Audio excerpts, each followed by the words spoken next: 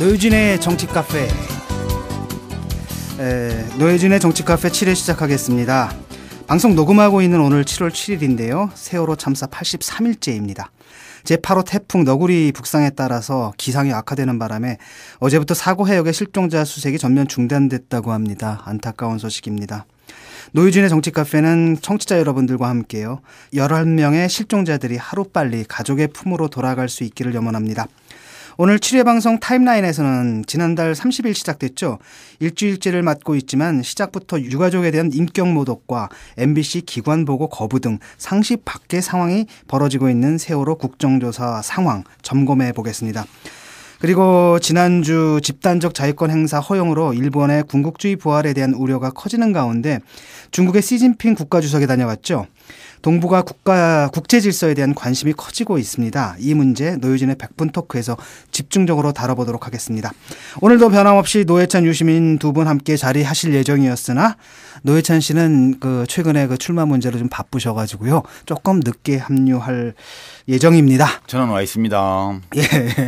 예, 저희는 이렇게 아까도 투명 방송을 진행한다고 원래 있는 것처럼 하려다가 모든 걸 있는 그대로 다 보여주자. 그러면 안 되지. 예, 우리가 청와대도 아닌데 그런 감추고 그러면 되나? 예, 정치 카페는 누드 카페를 지향합니다. 예, 어떻게 보내셨어요? 한 주간? 예, 한 주간 별일 없이 지냈습니다. 낚시 못 하시고 여전히. 비가 지금 중부 지방이 엄청난 가뭄이어서 지금 낚시꾼들은 자숙하는 중이죠. 자숙 중이시군요. 자, 그럼 전하는 말씀 잠시 듣고요. 노유진의 타임라인 시작해 보겠습니다. 노유진의 타임라인. 한 주간의 주요 정치 이슈를 정리해보는 시간 노유진의 타임라인입니다. 이 자리에는 가물어 메마른 땅에 단비가 내리시듯이 지난주에 내렸죠. 예, 늙은 남자들로 모인 이 메마른 땅에 단비처럼 오신 분입니다. 오마이뉴스 이지연 기자입니다. 안녕하세요. 안녕하세요. 예, 지난번에 방송 첫 방송 나갔죠? 네네. 주위 반응 좀 들어보셨어요? 말이 너무 빠르다. 천천히 좀 해라. 라는 지적들이 있더라고요. 지적만 받으셨어요? 네네. 이런.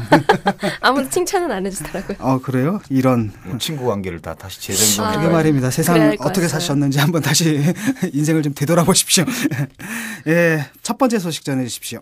네, 첫 뉴스는 세월호 국정조사 관련된 것입니다. 이제 지난달 30일부터 오는 11일까지 세월호 침몰사고 진상규명을 위한 국정조사 특위 기관 보고가 진행되고 있습니다. 이 과정에서 몇 가지 새로운 사실이 드러나는데요. 대부분 해경, 청와대 안일한 초동대처에 관련된 것입니다. 지난 2일 해경 상황실 녹취록을 통해 사고 당시 청와대가 370명이 구조됐다는 해경의 잘못된 보고로 인해 사고 발생 5시간이 넘도록 상황 파악을 제대로 하지 못했음이 밝혀졌습니다. 해경 측에서는 소문을 상황판에 적은 내용이 확인 없이 청와대에 전달됐고 이 상태가 5시간가량 유지된 것이죠.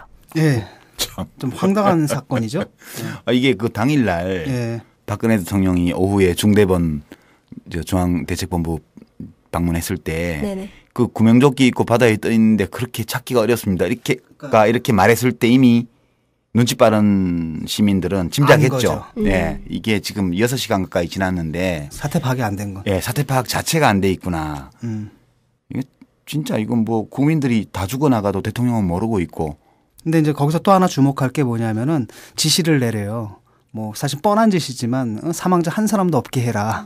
근데 이런 지시를 내렸다라는 것은 사실 청와대가 그들의 부인에도 불구하고 컨트롤 타워 역할을 하고 있었다는 건데 컨트롤 타워에서 5시간, 6시간이 넘도록 상황 파악 자체가 안 돼 있었다는 거.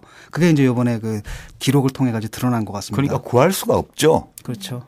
누가 지금 어떤 상황에 있는지도 파악 못 하고 있는데 어떻게 구할 수가 있겠어요. 네. 그리고 또 이제 검찰 같은 경우에는 지금 시뮬레이션을 하고 있지 않습니까? 왜냐하면 이 사람들은 일단은 희생양이 아니라 이제 범인을 찾아가지고 모든 책임을 이제 떠넘겨야 될 사람들인데 그게 이제 이준석하고 누구예요? 유병헌. 그러니까 이러다 보니까 이 사람들이 뭘 해야 되냐면은 살릴 수 있었는데 못 살렸다는 걸 강조해야 되잖아요. 예. 시뮬레이션 하게 되면은 실제로는 그 시간에 초동 대처를 했으면 대부분 살릴 수 있다는 결과가 좀 나오고 있거든요. 근데 이건 이제 자체가 이제 부메랑처럼 또 돌아가는 거죠, 정권으로. 좀 안타깝더라고요. 네, 그럼 청와대가 어떻게 대응을 했는지 그 부분부터 먼저 짚고 넘어가자면 그 급박한 상황에서 청와대는 VIP 보고용 영상 데이터 확보에만 매달린 것으로 나타났습니다. 그 청와대 해경 통화 녹취록에 따르면 사고 당일 청와대는 구조작업주의는 뒷전으로 밀어둔 채 수차례 VIP 보고용 영상을 달라라고 해경을 재촉합니다. 모두 7번을 전화해서 1시간 20분에 걸쳐 영상을 내놔라라고 요구를 하는데요. 그 세월호 국조특위 야당 위원들은 그 청와대 해경 상황실강 100통화 이상이 이루어져서 실제 컨트롤타워는 청와대였음이 드러났다라며 그러나 청와대는 숫자 보고 동영상 요구 등만 했지 실제 구조 과정에서는 아무런 역할도 못했다라고 비판했습니다. 예, 그 부분이 이제 핵심인 것 같아요. 계속 그 청와대에서 동영상부터 띄워라 이런 말을 하잖아요. 지금 네네. 그게 이제 그 김광진 의원이 지적하려고 했던 건데 말꼬리를 잡혀가지고 그게 이제 일부러 그런 건 아닌 것 같아요. 왜냐하면 그 승객들, 승무원들, 단원고 아이들이 선실에 그렇게 대기한 채로 있다가 배가 전복되어서 물속으로 다 가라앉았다 이런 상황을 알고 있었다면 이런 요구를 안 했을 거예요. 그러니까 이런 요구를 한 자체가 굉장히 문제인 것으로 지적할 수는 있겠으나 더 근원적인 거는 이런 동영상 요구를 한 게 문제가 아니고 상황 자체를 전혀 몰랐다는 데 문제가 있는 거예요. 이 동영상 요구 전화는 사실 부수적인 거에 불과하죠. 만약 다 구했다면 그러면 당연히 기쁜 소식이니까 불행 중 큰 다행이니까 대통령한테 보고를 해야 되고 그 대통령을 만족시키는 훌륭한 보고를 하려면 영상이 필요했겠죠. 그러니까 그 청와대의 잘못은 영상을 요구한 그 자체라기보다는 이런 시점에서 그 영상 보내라고 요구할 정도로 전혀 상황 파악을 못하고 있었던 무능. 근데 또 하나는 그렇게 또 볼 수도 있지만 한 가지 지적해야 될 건 바로 그거거든요. 보고에 너무 집착해요. 이 사람들이 계속 나오면 지금 VIP 보고 들어갔는데 큰일 났네라든지 그러니까 어떻게 구할 것인가에 머리가 가 있는 게 아니라 어떻게 보고할 것인가에 가 있는 부분들 국민을 안 보고 대통령만 보는 거죠. 근데 일정 부분 대통령의 참모들이나 그 휘하에서 일하는 공무원들은 뭐 이럴 수밖에 없는 면이 좀 있긴 해요. 있긴 한데 역시 제 주장은 그거예요. 이런 행태도 문제지만 잘못된 행태를 보였다 할지라도 일단 상황 파악이라도 돼 있었더라면 그러면 뭐 이걸 비판할 만한 가치가 있겠죠. 그러나 이런 행태라는 것은 사실 어떤 재난 상황인지를 몰랐다는 그 잘못에 비하면 아주 사소한 거라고 저는 봐요. 솔직히. 그리고 해경 또한 되게 안일한 대처를 했던 건 누누이 좀 밝혀져 왔던 것인데요. 이번에 새로 드러난 것은 이제 해경이 세월호 완전 침몰 직전까지도 해양수산부 장관, 해경청장 의전에 신경 썼음입니다. 그 사고 당일인 4월 16일 오전 9시 54분 해경은 인천항공대에 전화해서 청장님이 타고 나가실 수 있다라며 헬기를 준비하라고 지시를 내립니다. 그 항공대가 직접 구조 임무보다 청장님 입장할 수 있게끔 준비하라는 겁니까? 라고 묻자 해경 본청은 네라고 대답을 하는 거죠. 그래서 20여 분의 세월은 완전 전복 상태로 접어들었습니다. 예, 뭐 이런 거 뭐 빼도 박도 못하는 거죠. 논평을 할 수가 없죠. 이런 거는 진짜. 황당한 거죠. 그러니까 그냥 직접적으로 물어보잖아요. 그랬더니 네 하고 직접적으로 대답을 하고 그다음에 유류 문제 있잖아요. 그 처리하는 방법까지 가르쳐 주잖아요. 유류 수급하러 무한 공항이 간 김에 태우고 간 김에 태우는 거. 네, 그걸로 처리를 하라. 그렇게 처리하라라고 지시한다. 거짓말을 지시한 거죠. 근데 이런 분들이 보면은 되게 그거예요. 그러니까 국민들을 보는 게 아니라 생명을 보는 게 아니라 위만 보는 거란 말이죠. 그렇죠. 보고 그다음에 의전 이게 이 사람들이 머릿속에 딱 각인이 돼 있다라는 건 그러니까 여기서 이제 가장 큰 문제가 발생한 것 같아요. 이 모든 문제의 근원이 그런 마인드인 것 같아요. 당일날 제가 이제 시간 지나고 나서 얘기를 들어보니까. 제 아들 친구 엄마들이죠. 중학교 2학년 엄마들이니까 되게 40대 후반, 중후반 연배들인데 첫 뉴스 화면에 물 위에 아이들이 보이지 않아서 그때부터 막 울었다는 거예요. 애들 다 어디 갔냐고. 그러니까 보통 아이들 집에서 키우는 가정주부들도 그 화면을 보면 금방 이건 좀 이상해. 다 구했다는데 왜 애들이 안 보여. 이런 의문을 품었는데 어떻게 전문 구조를 자기 업무로 하는 해경 관계자들이 이렇게 할 수가 있었는지 제가 이제 논평하기가 참 그렇다는 게 뭐라고 말을 하기가 어려워요. 이거는 너무나 어이가 없어서. 네. 그 문제가 됐던 그 VIP 보고용 영상 있잖아요. 네네. 그 얘기를 조금만 더 좀 해주십시오. 그 보고용 영상의 경우는요. 심지어 이제 청와대가 한창 구조가 진행 중이던 10시 20분에 다시 전화를 걸어서 다른 거 하지 말고 영상부터 바로 띄우라라고 윽박을 지르는 등 그냥 끊임없이 계속 영상을 요구했던 그런 상황인 겁니다. 예. 근데 이런 것도 좀 전에 말씀하신 것보다는 좀 좀 편을 좀 들어주셨는데 좀 심하거든요. 지금 들어보시면 아시겠지만 다른 거 하지 말고 일단 영상부터 띄워라라든지 이런 것들은 그거 좀 논평을 하기 어렵다니까요. 너무나 이제 어이가 없어서 사람이 웬만해야 이건 이래서 잘못됐습니다. 저래서 잘못됐습니다. 이렇게 얘기를 하겠는데 그런 말을 하기가 어려울 정도의 일이라고 봐야죠. 이거는 사실은. 예. 결국은 이제 그 전원구조라는 것은 어떻게 된 겁니까? 그 전원구조는 오보가 나온 게 해경하고 그러면 학교 측의 커뮤니케이션 실패해서 온 건가요? 그렇게 됐죠? 네, 그렇게 밝혀져 있죠. 지금 네네. 밝혀진 걸로. 그 사건 초기 이제 학생 전원 구조라고 오보를 방송사들이 대대적으로 띄웠었는데요.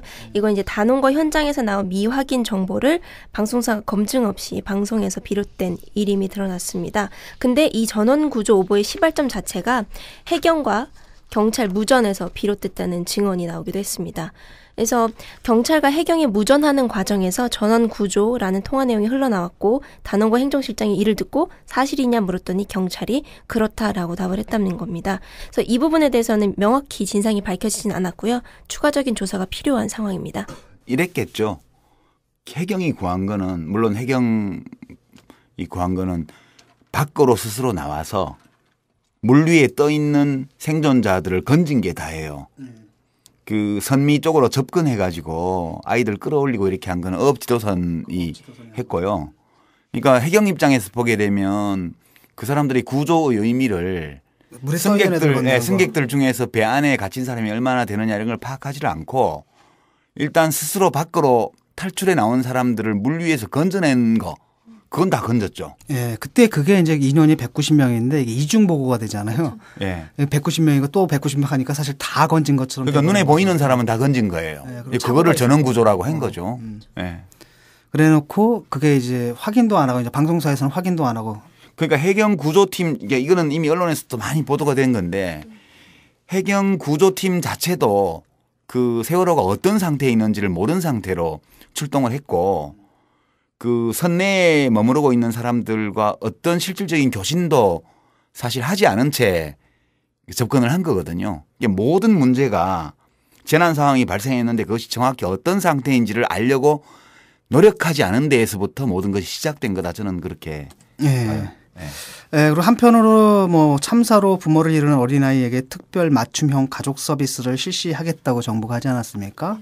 그런 그 유가족에 대한 지원은 지금 어떻게 이루어지고 있습니까? 그래서 초기에 이제 혼자 구조됐던 권아무개 양이 대대적으로 알려지면서 이 어린 아이에 대한 지원을 하겠다라고 약속을 했었는데 고작 월 12만 원의 양육비를 지원하는 것으로 끝냈다고 해요. 근데 심지어 그 권아무개 양의 경우 아버지 시신이 수습되지 않아서 양쪽 부모 사망이 확인되지 않았다며 이마저도 지급하지 않고 있는 상황입니다. 예, 안타까운 일입니다. 그리고 또 한 가지 문제가 지금 국회에서 이루어지고 있는 세월호 국정조사인데요. 여기서도 좀 어처구니 없는 일들이 계속 일어나고 있습니다. 그 세월호 기관보고 과정에서 새누리당 의원들의 그 태도 지금 구설에 오르고 있죠? 네네. 그 대표적인 게 이제 새누리당 국조특위 관사인 조원진 의원이 세월호 유가족들을 향해서 당신 뭡니까? 라고 말해 좀 구설에 올랐습니다. 그 2일 해경 기관 보고에서 새누리당의 김광진 새정치민주연합 의원이 VIP 발언을 문제 삼아서 보이콧을 선언하자 유가족들은 좀 그만 싸우라라고 야유를 했습니다. 그랬더니 조 의원은 당신 뭡니까? 라고 유가족들을 향해 목소리를 높였는데요. 이어 조 의원은 유가족분들 좀 계세요. 진실 규명하자는 거 아니냐라고 소리를 높였습니다. 이에 대해서 좀 비난이 많이 쏟아졌죠. 그러자 조 의원은 신원을 확인할 수 없어서 당신 뭡니까? 라고 했다라고 해명을 했습니다. 예, 뭐 신원을 확인하고 자식할 것도 없이 거기 들어갈 수 있는 사람들이. 그렇죠. 그 방청객분들이 딱 앉는 자리가 또 따로 있어요. 근데 그분들이 앉아서 그렇게 싸우지 말라라고 말씀을 하실 만한 분들은 유가족들밖에 없음에도 불구하고 누구냐라고 신원 확인을 했다는 것이죠. 그 VIP 발언 있지 않습니까? 네네. 사실 그 지적은 제대로 된 지적이었는데 그 말꼬리를 좀 잡혀버린 것 같아요. 네, 김광진 의원이 그 녹취록에 있던 내용에서 좀 더 첨언해서 얘기를 한 것이 좀 문제가 됐는데요. 김광진 의원이 청와대와 해경 간의 녹취록 중에서 VIP, 이건 좀 대통령을 가리키는 은어인데요. VIP는 그건데요 라는 발언을 VIP가 그걸 좋아하는데 라고 말을 했습니다. 그래서 이걸 두고 이제 날조를 했다. 새누리당 측에서 문제를 제기했는데 그래서 김 의원은 즉각 사과를 했어요. 그래서 야당 간사도 사과를 했지만 새누리당은 이제 김 의원의 자진 사퇴를 현재까지도 요구를 하고 있습니다. 예, 그때 그것 때문에 이제 잠깐 중단이 됐다가 다시 속기가 됐는데 그거 듣지 않으니까 또 다른 요구를 하는 것 같아요. 그쪽에서 사과를 이번에 사퇴를 하지 않으면 청와대 기관 보고도 안 하겠다. 지금 그런 상황인가요? 청와대 기관 보고도 안 하겠다라고까지 말은 하진 않았는데요. 이제 기관 보고를 어쨌든 보이콧할 수 있는 가능성은 항상 열어두고 사퇴를 하지 않으면 우린 그만두겠다라는 식의 얘기를 하고 있습니다. 기춘대원군께서 국회에 나오시는 게 네. 무척 좀 부담이 되기 때문에 뭐 어떤 시비거리를 찾아서라도 기춘대원군께서 청와대와 정부만 지배하시는 게 아니고 국회까지 그냥 당과 국회까지도 지배하고 계신가 봐요. 예. 지금 뭐 보면은 사실 김광진 의원이 했던 말 VIP는 그건데요라면 맥락상 사실 맞는 말인데. 그렇죠. VIP 보고에 그게 필요하고 그런 게 들어가야 VIP가 만족해 하신다. 그런 얘기죠. 근데 이제 그 없는 말을 넣었다라고 했고 거기에 대해서 사과를 했는데 그거 가지고 한번 조사를 중단을 시켰지 않습니까? 이런 걸로 국회의원이 무슨 위원직 사퇴할 것 같으면 대통령은 10번도 더 사퇴했어야 돼, 지금. 네. 그런데 이제 그 다음에 또 이제 청와대 문제까지 나오는 거 보게 되면은 굉장히 그 민감해하는 것 같아요. 기춘대원군이 이제 국정조사장에 들어오는 것 자체를. 근데 이분들이 생각하는 게 그 세월호의 그 진상을 조사하겠다, 진상을 밝히겠다 여기 있는 게 아니라 그러니까 그분들을 위해서 좀 덮어야겠다라는 비호가 쪽으로. 목적이다라는 비판이 일고 있죠. 그런 비판이 좀 있죠. 이제 기자분들은 비호가 목적이라는 비판이 일고 있다 이렇게 아주 중립적으로 표현하시는 거고요. 우리 같은 경우는 비호하려고 그러는 거지 뭐. 그렇죠. 이렇게 얘기하는 거죠. 그러니까 우리 같은 사람이 그렇게 말을 해야지. 그렇지. 기자들이 그렇게 쓰는 거지. 인용을 하시잖아. 나는 서로 역할 분담이 잘 돼야 돼. 우리는 그렇게까지 말할 필요 없잖아. 우리는 그냥 이건 비호하려는 거지. 다른 목적이 뭐 있을 수 있겠어. 이렇게 얘기하는 거예요. 예. 그런가 하면은 이제 MBC 기관 보고 그 하루 전인 6일 갑자기 못 하겠다. 우리 못 나오겠다라고 얘기를 했죠. 어떻게 된 겁니까? 원래 오늘 7일 이제 MBC 기관 보고가 예정되어 있었는데요. MBC는 이제 언론 자유 및 정치적 중립성을 이유로 들면서 못 나가겠다라고 선언을 했습니다. 이거 어떻게 봐야 되나요? 이거 뭐 자유롭게 보이콧하는 거지. 자유롭게 보이콧하는. 언론 자유를 위해. 그러니까 사실 강제할 수단은 없는 거죠. 이렇게 나올 경우에는. 그 우리나라 국회가 되게 물렁해요. 이게 국회법이나 국회의 권능이. 그 미국은 뭐 상원 청문회나 이런데 하원 청문회 같은데 안 나오면 처벌을 세게 해요. 이유 없이 안 나오면. 근데 우리나라는 국회에 불려 나와야 될 만한 사유를 가진 힘 있는 사람이 너무 많은 나라여서 그런지 안 나와도 안 나와도 과태료인가 벌금인가 이런 거 형식적으로 좀 물리고 이런 거라 이거는 국회 권능을 대폭 강화하는 그런 조처가 필요한 게 아닌가 싶어요. 예, 뭐 그런가 하면 또 누구죠? 그 국정조사장에서 그 주무신 분도 계시더라고요. 네. 이완자 영자 쓰시는 의원님 아니신가? 그 의원님 맞습니다. 그래서 그 의원님이 이제 장시간 조는 모습을 보이셔서 그 세월호 가족 대책위가 그 모습을 좀 촬영을 하셨어요. 그래서 그 다음날 이제 브리핑을 통해서 이런 식으로 하면 안 된다라고 비판을 하면서 경험 자세로 성실히 국조에 임하라라고 일침을 놓으셨는데 이를 두고 그러니까 오마이뉴스가 이완현 의원을 찾아갔죠. 그랬더니 다 졸고 있다. 생리현상을 가지고 그러는 건 좀 너무하지 않냐라는 입장을 밝히셨습니다. 이완용이 아니고 이완영이죠. 예. 자, 그 다음 뉴스로 넘어가죠. 동북아 정세. 네네. 가 지금 급변하고 있어요. 네. 그 일본이 집단적 자위권 행사를 선언했습니다. 그 강한 일본을 강조해 오던 아베 정부는 지난 1일 집단적 자위권 행사를 할 수 있는 헌법 해석 변경안을 채택했습니다. 이는 전쟁할 수 있는 나라로의 전환을 뜻합니다. 문제는 자위권을 행사할 수 있는 타국의 범위가 명확하지 않다는 것에 있습니다. 일본 정부가 자의적 판단으로 공격받지 않았음에도 세계 모든 지역의 무력 분쟁에 개입할 수 있게 될 것인데요. 특히 자국민이나 동맹국 보호 등을 명분으로 일본이 한반도 사태에 개입할 것이 우려되고 있습니다. 예, 뭐 이거는 그냥 뭐 일본만의 문제라고 한다면 그냥 쟤네들은 왜 자위를 집단적으로 하냐, 혼자 하지 이렇게 하고 끝나면 되는데, 이게 문제는 뭐냐면은 이게 지금 미국이 지원을 하고 나왔거든요. 지지를 하고 나왔단 말이죠. 각종 자위 기구를 후원하고 있죠. 그래서 네. 이 부분은 이제 나중에 우리가 이제 토크 시간에 그 따로 뽑아가지고 다시 집중적으로 좀 토론을 해봐야 될 것 같습니다. 우리 이제 일본 쳐들어올 때를 대비해서 뭔가 좀 국방력을 강화하기 위한 그런 조처를 취해야 되는 게 아닌가 그런 생각이 다 들어요. 예. 네. 네. 그리고 다음 뉴스. 네, 다음 뉴스는 730 재보궐선거 관련된 것입니다. 현재 새정치민주연합의 최대 이슈는 730 재보궐선거 동작을 공천입니다. 본래 광주 광산을에 출마했던 기동민 전 서울시 정무부시장을 동작을로 끌어올려서 전략 공천을 한 것인데요. 그 동작을에서 14년간 정치 기반을 닦았던 허동준 전 새정치연합 동작지역위원장이 현재까지도 그 당대표실을 점거하면서 극렬 반대하고 있습니다. 그 새누리당은 이제 동작을에 내세울 후보가 없어서 조금 문제에 처해 있습니다. 그 김문수 전 경기지사를 향해 구애 작전을 끊임없이 펼쳤지만 김 전 지사는 불출마 의지를 굽히지 않고 전남으로 봉사활동을 떠난 상황입니다. 지금 당 지도부는 나경원 전 의원을 동작을에 내보내는 방향을 고민 중이라고 하는데요. 그 나경원 전 의원과 그러니까 박원순 시장 측 기존 부시장을 이렇게 붙이면서 2차전 구도를 짤 수 있다라는 구상입니다. 근데 나 전 의원 역시 좀 명분이 없지 않냐라는 이유로 출마를 고사하고 있어서 새누리당이 좀 곤혹스러운 상황에 처해 있습니다. 예, 어떻게 보십니까? 출마할 것 같죠? 아무래도? 나경원 씨는 출마를 할 가능성이 51%, 안 할 가능성이 49% 이 정도로 봐요. 왜냐하면 지금 갈 곳이 없기 때문에 원래 하던 데도 지금 없고 정치는 계속 하고 싶고. 그 중구인가 어디였죠? 네, 중구.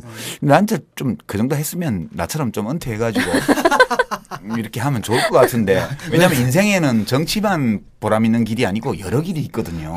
은퇴 물귀신이 되셔가지고. 네. 그 변호사기도 하시고 또 장애를 가진 딸이 있어서 이제 장애인 체육회 이런 일도 하시고 그런 일도 많이 하셨고 사회적으로 봉사할 수 있는 길이 많이 있지 않습니까? 굳이 뭐하러 동작을에 나가실래요? 나와 되지도 않을 텐데 라는 생각이 한편으로 들고 그다음에 언론 보도를 보니까 이제 민주당 지도부 공동대표들이 기동민 후보를 전략 공천한 것이 이 동작을 재선거를 이제 박원순 대 새누리당 이 구도로 하기 위해서 했다는 거예요. 네네. 저는 이것도 참 이해가 안 되는 게 기동민 씨는 박원순의 남자가 아니에요. 원래 김근태의 남자고. 저 GT계시죠. 오랫동안 민주당에 몸을 담고 있던 분 아니겠어요? 네, 맞습니다. 그리고 이분을 정무부시장으로 발탁한 거는 박원순 시장이 처음에 당선될 때 무소속으로 됐고 그때 총 의석의 80% 이상이 서울시의회가 민주당으로 구성되어 있었기 때문에 시의회의 협조를 위해서는 민주당에서 누군가를 정무부시장으로 안 하면 안 되는 상황이었어요. 네네.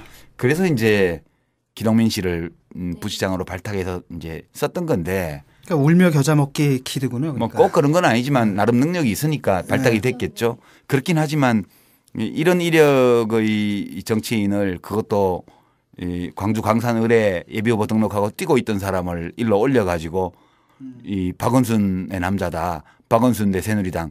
이거는 정말 지난 지방선거 때 박원순 후보의 압승 이것이 왜 왔는지에 대해서 정말 오해한 데서 온 거라고 저는 봐요. 이건 좀 황당한 재선거가 되고 있다. 동작을은. 누군가가 좀 제대로 된 사람이 나가서 다 평정해야 되는 거 아닐까? 그런 생각도 한편으로 좀 듭니다. 네, 그런가 하면 지금 추락하는 것은 날개가 없다. 네. 그렇죠. 날개가 없는 게 있죠. 날개 있던데? 있어요? 계속 40% 내외에서 날개를 퍼덕이고 있잖아요. 제가 볼 때 근데 그 박근혜 대통령의 지지율은 네네. 이게 좀 정상적인 지지율이 아니라 예컨대 아버지에 대한 추억, 어머니에 대한 향수 뭐 이런 거 있잖아요. 이게 합쳐진 지지율이다 40%면 다 떨어졌다고 봐요, 전. 그런가요? 레임덕 기준이 30%대로 진입했을 때를 말하잖아요. 근데 지금 한 여론조사에서는 36.1%까지 떨어져서. 그건 휴대전화만 조사한 거죠. 네네네. 그리고 지금 40%까지 나왔죠. 지금 현재로선 갤럽인가요? 네, 갤럽에서는 40%까지 나왔습니다. 진짜 기적이야. 정말 날개가 없다면 40% 선을 유지할 수가 없어요. 날개가 있기 때문에 그나마 유지하는 거지. 보통 정치인 같으면 벌써 10%대로 떨어졌을 거예요. 예. 그러니까 예컨대 MB라든지 그 밖에 그 전에 정권들은 이게 굉장히 심하거든요. 요동이. 네. 굉장히 심한데 이 콘크리트 지지층이 있어요. 그러니까 이게 사실 정상적인 지지층은 뭐 지지율은 아니라는 거죠. 그래서 역시 이제 세상을 살다 보면 가끔 백이 필요할 때가 있죠. 예. 근데 역시 아버지 백만큼 좋은 게 없는 것 같아. 예. 그래서 이번 리서치 뷰죠? 리서치 뷰의 그 여론조사에 따르면 또 정의당 지지율이 꽤 높게 나왔어요. 5.3%까지 나왔더라고요. 네네. 창당 이후 처음으로 5%를 넘는 결과가 나왔습니다. 그랬어요? 이거 날개가 없나? 왜 안 날아올라? 이 정도면 그냥 이게 닭도 아니고 뭐 이렇게 시골집 지금 담장까지밖에 못 간 거 아니야. 이게 진짜 팟캐스트 몇 번 하고 너무 기고만장하신 것 같다. 예, 이주영 기자 오늘 수고하셨습니다. 감사합니다. 네, 감사합니다. 네, 수고하셨습니다. 노유진의 100분 토크. 주요 이슈를 화두로 깊이 있는 토론을 나눠보는 시간 100분 토크입니다. 오늘 두 번째 시간입니다. 오늘 노유진이 모신 손님은 국방안보 분야 최고 전문가로 손꼽히는 분이죠. 요즘 정말 여기저기 불려다니시느라고 바쁜 분입니다. 디펜스 21 플러스 김종대 편집장님 나오셨습니다. 안녕하세요. 안녕하십니까. 안녕하십니까. 네. 안녕하세요. 예.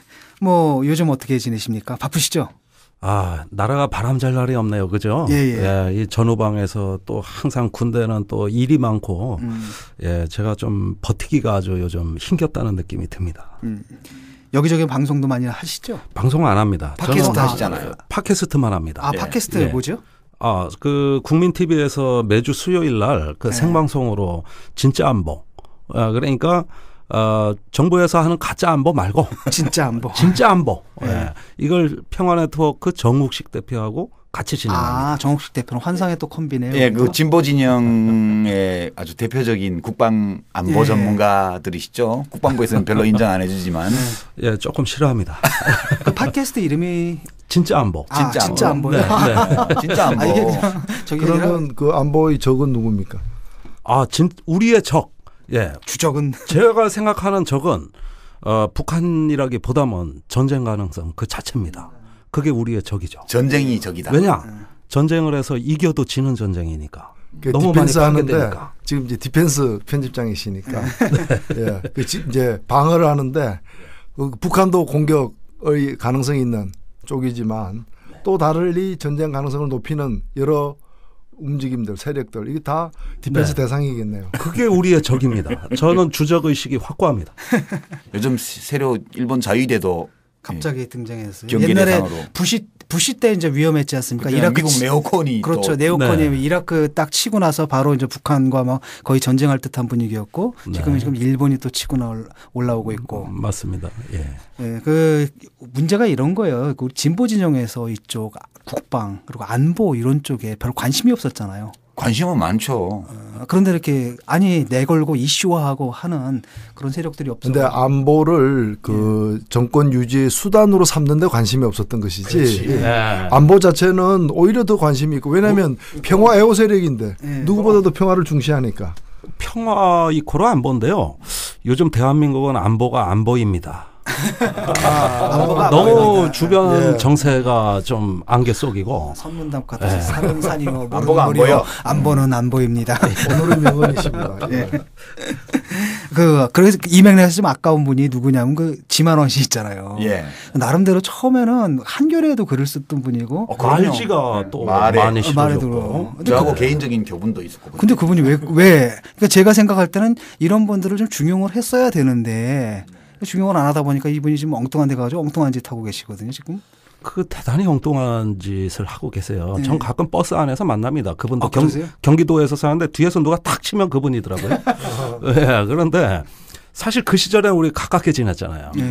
또 김대중 그때 그 총재가 하던 아태평화재단에도 아주 골수 멤버로 출입하셨고 그때 그 대한민국의 꼴보수를 그 재단에서 많이 키웠죠. 예, 그분만 계신 거 아닙니다. 다른 분도 많이 계셨어요. 근데 그런 분들 중용을 좀 했으면. 근데 중용 안 해준다고 그렇게 하는 거는 원래부터 중용될 자질이 혹시 좀 부족하지 않았을까 그런 의심을 좀 하게 만들죠. 예, 그 자질 기질이 조금 이해가 안 가는데 어느 날 내 회로도가 갑자기 배판이 새로 됐단 말입니다. 이분들이. 그러니까 포매팅 해가지고 완전 포맷됐어요. 예, 프로그램을 새로 깔아버렸어요. 새로 깔았어요. 리포 받은 건가? 예, 물론 계기는 있습니다. 그 대체적으로 이렇게 어떤 극단적 보수가 세력이 확장된 어떤 기점이 어디인가 생각해 보면 역시 2000년 6.15 남북 공동선언 그 이후부터라고 생각이 됩니다. 북한하고 굉장히 접근이 되니까 이때 어떤 이 양반들이 갖고 있던 보수 간의 어떤 위기의식을 갖게 됐고 그것이 결국은 이제 어떤 극단적 보수관으로 이렇게 굉장히 극단화됩니다. 그럴 때 조금 우리가 더 관리를 잘했으면 하는 아쉬움은 있습니다. 네. 예. 예, 그 청취자 여러분들 그 진짜 안보 국민TV에서 하는 그 생방송 관심 좀 가져주시고요. 진짜 재밌어요 이거. 저도 한번 출연한 적 있지 않나요? 그래요? 예, 그때 일이 나왔어요. 그래요? 예, 일주일간. 제가 작년에 노무현 김정일의 246분 책 출간하고 나서 NLL 문제하고 남북 관계 가지고 한번 간 적이 있어요. 재밌었습니다. 예, 오늘 얘기 또 잠깐 나올 저도 겁니다. 나름 국방 전문가입니다. 그럼요. 예, 맞습니다. 예, 오늘 100분 토크에서는요. 최근 국방 안보 현안에서 시작해서 동북아 정세와 한반도 문제까지 아주 스펙타클하게 다뤄보도록 하겠습니다. 첫 번째 주제입니다. 22사단 총기 난사 사건 뽑아봤습니다. 우리 병사들의 그 현 주소를 좀 달아봐야 될 것 같습니다. 지금 이 사태 지금 어떻게 진행되고 있습니까? 자, 지금 녹음을 하고 있는 바로 이 시간입니다. 예. 아마 이 방송이 나갈 때쯤이면은 사태가 많이 구체화돼 있을 걸로 봅니다만은 그 임병장이 총기를 난사한 그 GOP 소초장 중위입니다. 구속영장 실질심사가 지금 8군단 보통군사법정에서 진행이 되고 있습니다. 그런데 그 혐의 내용이 좀 이상합니다.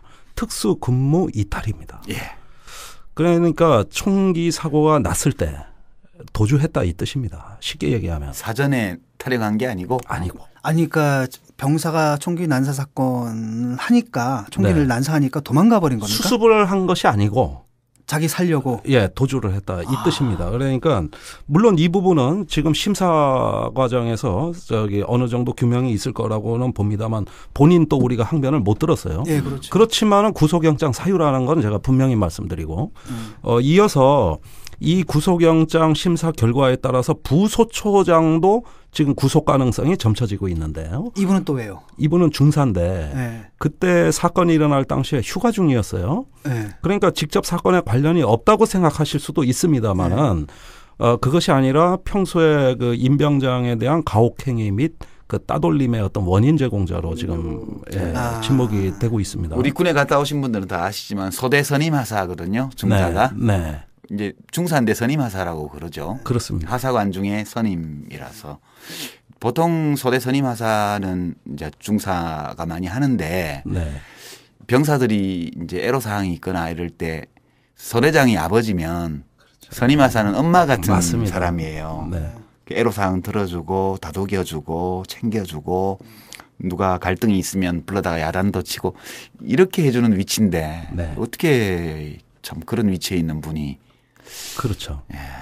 그래서 그 병장 둘이 근무를 섰었지 않습니까? 이것도 그 부소대장, 그 부소초장의 조치라고 지금 알려져 있는데 이런 부분이 굉장히 석연치 않습니다. 자, 소초장 중위는 지금 구속영장 심사 중이지만은 그 전임 소초장이 보직해임된 뒤에 들어온 갓 들어온 그 두 달 전인가 보직 그렇습니다.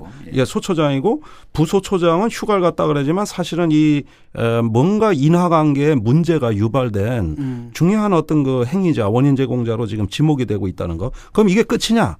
구속자가 추가적으로 나올 가능성도 지금 있습니다. 그렇죠. 네. 그러니까 그 인간관계 좁은 세계지만 그 안에서 우리가 어떤 그 생각하기 참 상상하기 어려운 여러 가지 어떤 그 적폐, 부조리, 각종 일탈 행위가 좀 누적돼 있지 않았는가 이런 추정을 조심스럽게 해봅니다. 예, 근데 이번 사태 때도 상당히 세월호랑 비슷하게 굴러간 부분이 있어요. 있죠. 예, 대책이라든지 그다음에 은폐하려고 하는 시도라든지 그거 한번 짚어주시죠. 자, 수습 과정의 문제인데요. 이 사건이 벌어진 22사단 참 이상합니다. 이 사건이 벌어지기 일주일 전에, 즉 6월 초죠. 그 22사단 소속 병사가 속초 시내에 휴가 나왔다가 사당 감찰에서 아마 나왔나 봐요. 그 간부 3명하고 식당에서 마주칩니다. 그런데 도주하다가 추락사하는 사고가 발생이 됩니다. 이후로 22사의 모든 그 어떤 분위기는 통제, 규율, 어떤 기강 잡기로 가는데 외출 예방 휴가가 전면적으로 금지되고 예, 조직의 스트레스가 굉장히 증가하는데 사실은 그 사건 아니라도 세월호 이후에 이제 그 장병들의 그 음주, 외출 외박, 휴가, 골프, 회식 다 금지돼 있던 상황이거든요. 이 스트레스를 어디 해소할 길이 없는데 이 사건까지 일어난 거예요. 그러고 나서 그 사단의 모든 어떤 그 기강 잡기, 규율, 말하자면 조여 붙이고 윽박 지르고 그다음에 이제 규제하고 이러다 보면은 일상을 빼앗긴 겁니다. 완전히 기본권이 어디로 날아갔어요. 그런 상태가 장기간 이어지고 누적이 되면서 급기야는 22사에서 무언가가 폭발했다고 지금 보는 겁니다. 그러면 결국은 이런 어떤 그 사건의 원인의 문제에서도 우리가 눈여겨볼 점이 많지만은 이후 수습 과정에서도 사실은 그 국방부가 초기 발표에서 가장 치명적인 실수를 한 것은 그 진압을 하러 간 9개 대대가 출동했어요. 엄청 많이 간 겁니다. 9개 대대가 출동해서 그 진압을 수습을 하러 갔는데. 그럼 약 한 4,000명 가까운 병력이에요. 그렇습니다. 네. 거기에 쓸만한 병력은 다 모아서 간 겁니다. 그런데 그 교전이 벌어졌고 거기서 소대장 하나가 팔에 관통상을 입었다. 이런 초기의 설명도 다 거짓으로 밝혀졌습니다. 교전이 아니었죠. 자기들끼리 이제 오인 사격한 거죠. 오인 사격. 자기들끼리 교전한 거죠. 네. 그 얼마나 이게 주민들 증언은 수백 발의 총상을 들었다 그랬는데 사실 임병장이 지금 몇 발을 발사했는지가 전혀 밝혀져 있지가 않은데 머리새 고장나서 소총도 고장난 상태였다고 그러고. 그렇습니다. 그러니까 그 유서를 쓰려고 필기구와 종이를 요구했다 그랬지 않습니까? 그래서 비무장으로 가서 그걸 건네줬죠. 그런데 그 볼펜이 사실은 유서를 쓰기 위한 용도가 아니라 고장난 놀이새를 이렇게 고치기 볼펜을 위한. 끼워가지고 쏘았다. 네. 마지막 자살할 때는 네. 그 놀이새 뭉치에다가 볼펜을 끼워서 그걸 이렇게 눌러서. 그렇습니다. 예, 네. 그러니까 결국은 그 용도였고 고쳐지자마자 자해 행위를 한 거거든요. 그렇다면 교전은 애시당초 벌어질 이유가 없었죠. 예. 그 동영상 보면은 그 진압병들이 그 가가지고 이렇게 막 민가에 들어가서 강아지 쓰다듬고 있다가 총소리 나니까 막 달려가는데 개가 더 잘 쫓아가더라고. 개가 열심히 쫓아가더라고요. 이런 것만 봐도 그 상당히 그때 당시에 수습 과정에 무언가 대규모로 그냥 투입하고 어떤 그 작전을 대규모로 펼치고 이런 과정은 있었지만 실제로는 교전 자체도 5인 사격 외엔 벌어진 게 그리고 또 확인되지 그러면 않습니다. 그 과정에서 밤에 그 10km 이상 이렇게 사실은 도주를 했고 야음을 타가지고 그다음에 그 과정에서도 5번인가 6번 이렇게 또 그 수색하는 병사들과 조우를 했는데 뭐 심부름 간다거나 여러 가지 말로 다 둘렀다 그러는데 그게 과연 가능한 일입니까? 아니 원래 국방부는 3번 그 마주쳤다 그랬어요. 그런데 실제로는 지금 6번으로 밝혀. 그러니까 6번 마주칠 때마다 다 통과입니다. 예, 전부 다 통과해요. 그다음에 저 심부름 간다 그러니까 심지어 경례까지 하고 또 어떤 지점에서는 위험하니 빨리 가시라고. 예, 뭔가 소식은 들었거든요. 비상 걸려 있으니까 빨리 피하시라고. 이런 조언까지 들으면서 유유히 빠져나. 예. 근데 이제 문제는 김관진 장관인가요? 예, 이런 일이 있어도 계속 이분 사실 굉장히 그 전에도 문제가 많았지 않습니까? 근데 사고 치면 영전하는. 이 김관진이라는 인물에 대해서 좀 정리 좀 해줘야 될 것 같아요. 어떤 분인지. 참여정부의 마지막 합참 의장이었습니다. 예, 미국하고 전시작전권 전환을 합의할 당시에 우리나라 이제 자주국방 또 어떤 그 노무현 대통령의 국방 철학 이걸 마지막에 뒷받침했고 또 북한과 NLL 협상을 할 때 주무 합참 의장으로서 참여정부의 산 증인이기도 합니다만은 정권이 바뀌고 또 권력이 바뀌면 또 거기에 적응을 했습니다. 그러면서 이제 북한에 대한 대표적 보수 강경론자로 인식이 되게 됐고요. 재임 기간에 총기 사고를 2번 겪으신 분입니다. 예, 3년 전에 그 유사한 사건이 있었습니다. 그때도 많은 사망자가 나왔는데 병역 문화를 개선하고 다시는 이와 같은 사건이 재발되지 않도록 정말 국민들한테 다짐하고 약속드린다. 이렇게 하셨던 장관입니다. 그런데 퇴임하실 무렵에 또 이런 사건이 벌어져가지고 재임 기간에 2번 겪으신 분은 이분밖에 없어요. 예. 우리 김종대 편집장이 어떻게 이런 걸 잘 하시나 우리 청취자들이 궁금하실지 모르겠는데요. 우리 오늘 이야기 손님인 김종대 이 디펜스 21 플러스 편집장님으로 말씀드릴 것 같으면 국민의 정부 때부터 이제 국방 쪽에서 활동을 하셨고 청와대의 국방보좌관실에도 근무를 하셨고 또 2007년도에는 이때가 김장수. 네, 김장수 장관 계실 때 국방부 장관 정책보좌관. 근데 어떻게 계속 출세를 못하고 이렇게 밖에서 도세요? 안보를 지키느라고. 이 안 보이는 안보를 해야죠. 보이게 하려고. 근데 예. 참 박근혜 정부 7년 내에 이분들이 사실은 다 그 참여정부 때나 국민의 정부 때 중용됐던 분들인데 예. 요즘 보이는 태도를 보면은 이른바 우리가 이제 흔히 말하는 막 극우 꼴통스런 행태를 보이거든요. 아, 그거는 군인도 공무원이잖아요. 네. 조직사회고. 그러니까 이제 군대식용어로 하면 주군이 총사령관, 국군 통수권자가 누구냐. 네. 그 국군 통수권자의 안보에 대한 철학이 어떠한가. 네. 국군 통수권자의 남북 관계에 대한 인식이 어떠한가에 따라서 이제 직업 군인들이니까 그렇습니다. 어느 정도는 거기 맞추죠. 문민 통제 국가니까요. 예, 문민 통제가 있기 때문에 그래서 네. 뭐 이러면 또 뭐 현직 대통령 뭐 비판하는 것 같이 보이지만 어쩔 수 없는 거예요. 그거는. 아니 뭐 그리고 간단하게 말하면은 박근혜 정부에서 사람이 없어서 그래요. 이 사람들 왜 뽑을 사람이 없어요. 자, 우리나라의 전현직 장군이 3,000명입니다. 예. 그 새누리당에 막 집단적으로 500명씩 입당 원서 썼습니다. 적어도 육사 30기 이후로 그 눈코 똑바로 베낀 장군이라면 다 그 당에 가 있다고 봐야 됩니다. 그렇죠. 그런데 사람이 없다 그래요. 이상한 일이죠. 다 줄 섰는데 사람이 없어요. 아는 사람이 없는 거예요. 아니 그럼 뭐 전직 장성복이를 소닥보듯 하나?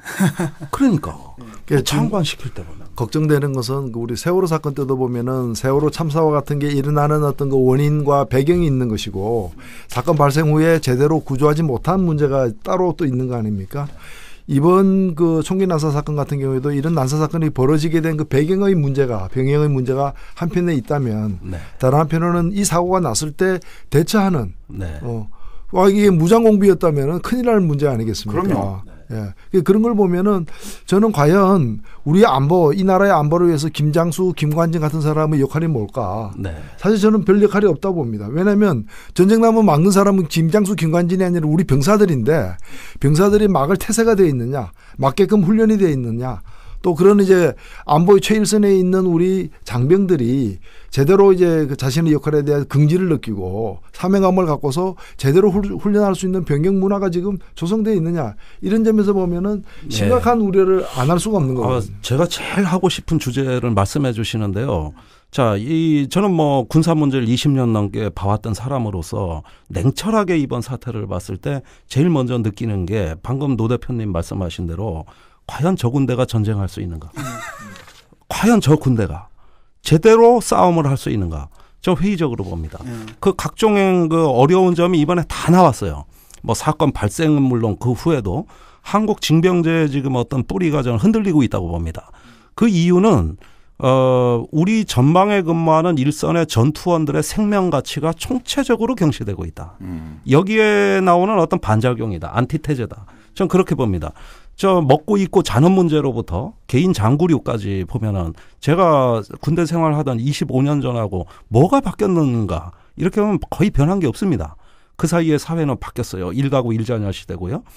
그런데 저런 애들을 군대에 보내놓고 보면은 이제는 저 한 명은 집안의 전 재산입니다. 일자녀니까. 그러면은 제 한 명이 죽으면은 5식구, 6식구가 애통해하는 겁니다.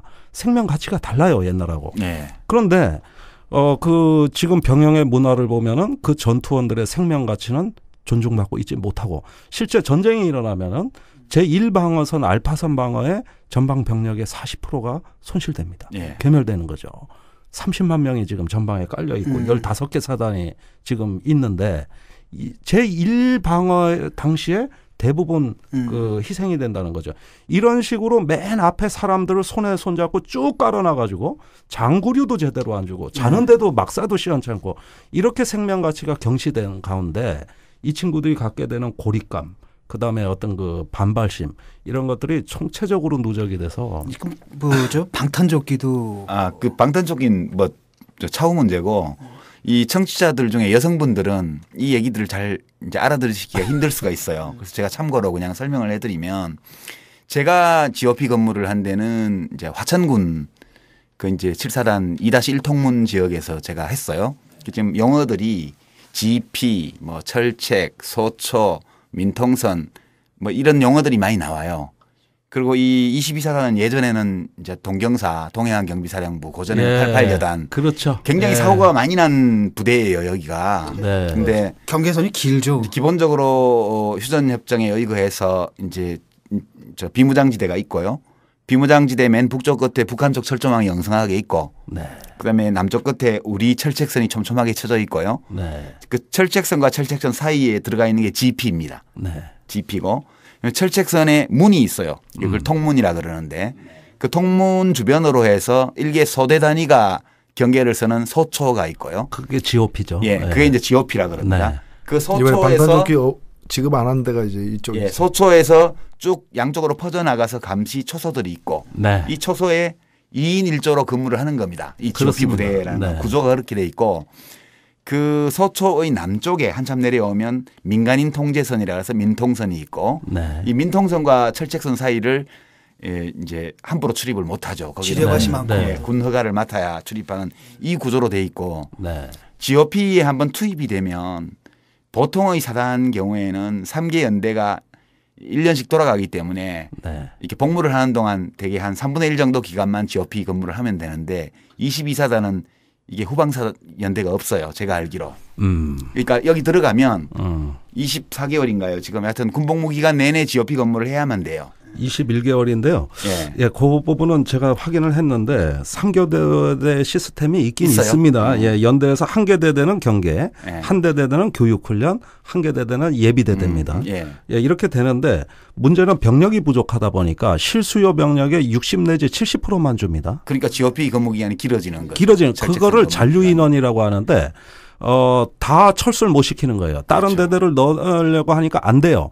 그러면 GOP의 근무 희망자를 뽑아서 6개월의 교대 기간이 지나도 계속 잔류시켜 가지고 다른 들어오는 대대와 합산을 해서 근무를 시키는 겁니다.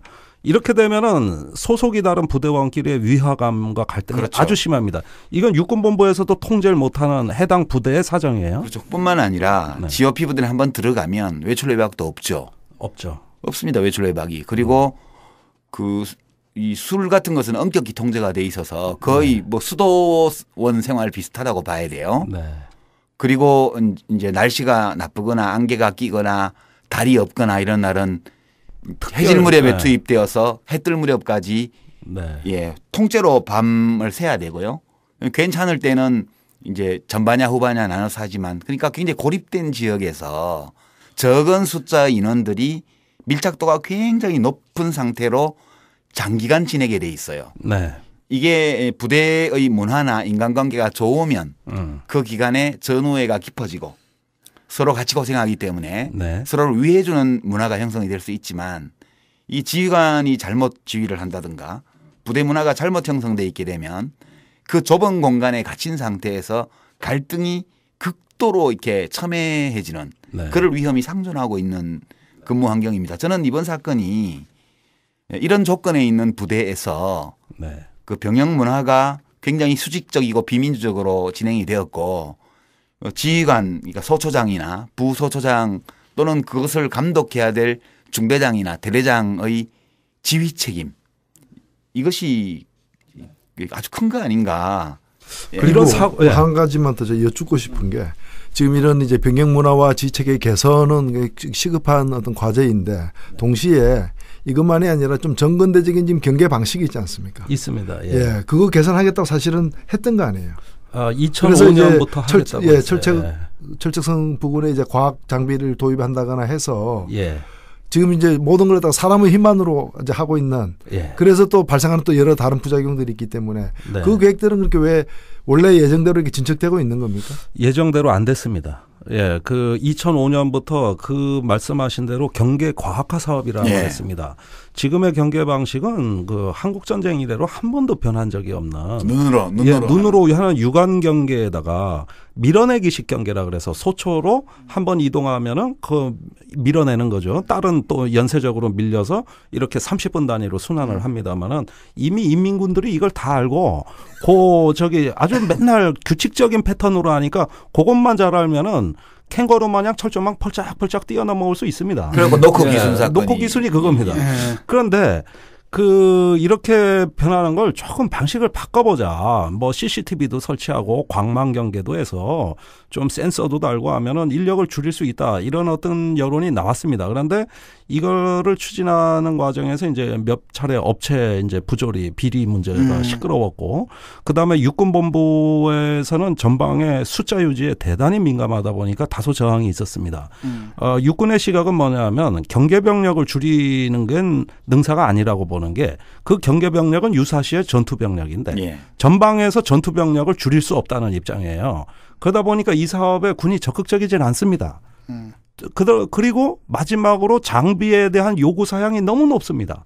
툭 건드리기만 해도 이것이 뭐 바람 소리인지 짐승인지 사람인지 알아먹어야 된다. 근데 기계도 오류가 있는 것이고 그러다 보면 어느 정도 기계와 사람이 서로 보완을 해서 이걸 좀 경계 효과를 높이자는 얘기지 너무 완벽한 장비를 내놓으라고 하니까 이 사양을 댈 수가 없고 이렇게 겉돌고 하다가 지금까지도 이 사업이 본격화한 데 있어요. 그러니까 지금 이 골프장 지을 때는 잘 짓던데. 네? 골프장 잘 져요. 잘 짓던데. 그러니까 전방병력을 줄이기 싫어하는 육군 수뇌부의 판단이 이런 거예요. 실제로 이제 군에 자식을 보낸 부모님들이나 남친을 보내놓은 우리 이제 여자분들은 뭐 아실지 모르겠지만 GOP 부대의 특성이 바로 북한군하고 마주보고 있는 거 아니겠어요? 네. 만약 전면전이 일어난다 이렇게 가정을 하면 후퇴각이라는 게 있을 수 없어요. 네. 그러니까 전면전이 벌어지면 전방 GOP나 혹은 페바라고 그래서 민통선 안에 주둔하고 있는 부대들은 3일치 전투 식량을 싸가지고 진지로 올라가는 거예요. 네. 그래서 전투를 하는 겁니다. 그러면 이제 저쪽에서 먼저 도발을 해서 내려와서 그걸 버티고 있으면 3일을 버티면 후방에서 미군 지원이 오고 공군 지원이 오고 포병 지원이 오고 육군 지원이 와서 구해줄 때까지 3일을 버티면 사는 거고 못 버티면 죽는 거예요. 네. 그러니까 그 역할을 맡겨놓은 것이 GOP 부대거든요. 맞습니다. 그러니까 우리의 이 방어 개념이 그렇게 돼 있기 때문에 이게 과연 이 21세기 이 상황에서 맞는 어떤 작전 개념인지는 모르겠어요. 그래서 그 전에 낙마했지만은 김병관 장관 후보자 뭐 무기 중개상 했다 그래서 장관이 안 되셨는데 이분이 한 재밌는 말씀이 지금의 현재 방식대로라면 전방의 초기 전투에서 40%가 손실된다. 근데 이건 군의 예측치지만 사실 우리는 70%까지 봐요. 예, 거의 다 손실된다고 봅니다. 거기를 북쪽에서 포로 다 겨냥하고 있다면 좌표를 넣어가지고. 이미 다 조준이 끝나 있어요.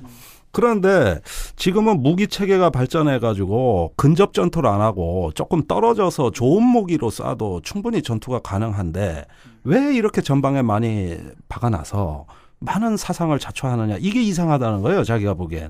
그래서 이거를 한번 시뮬레이션을 굴려가지고 2선으로 그 회바 알파라 그럽니다.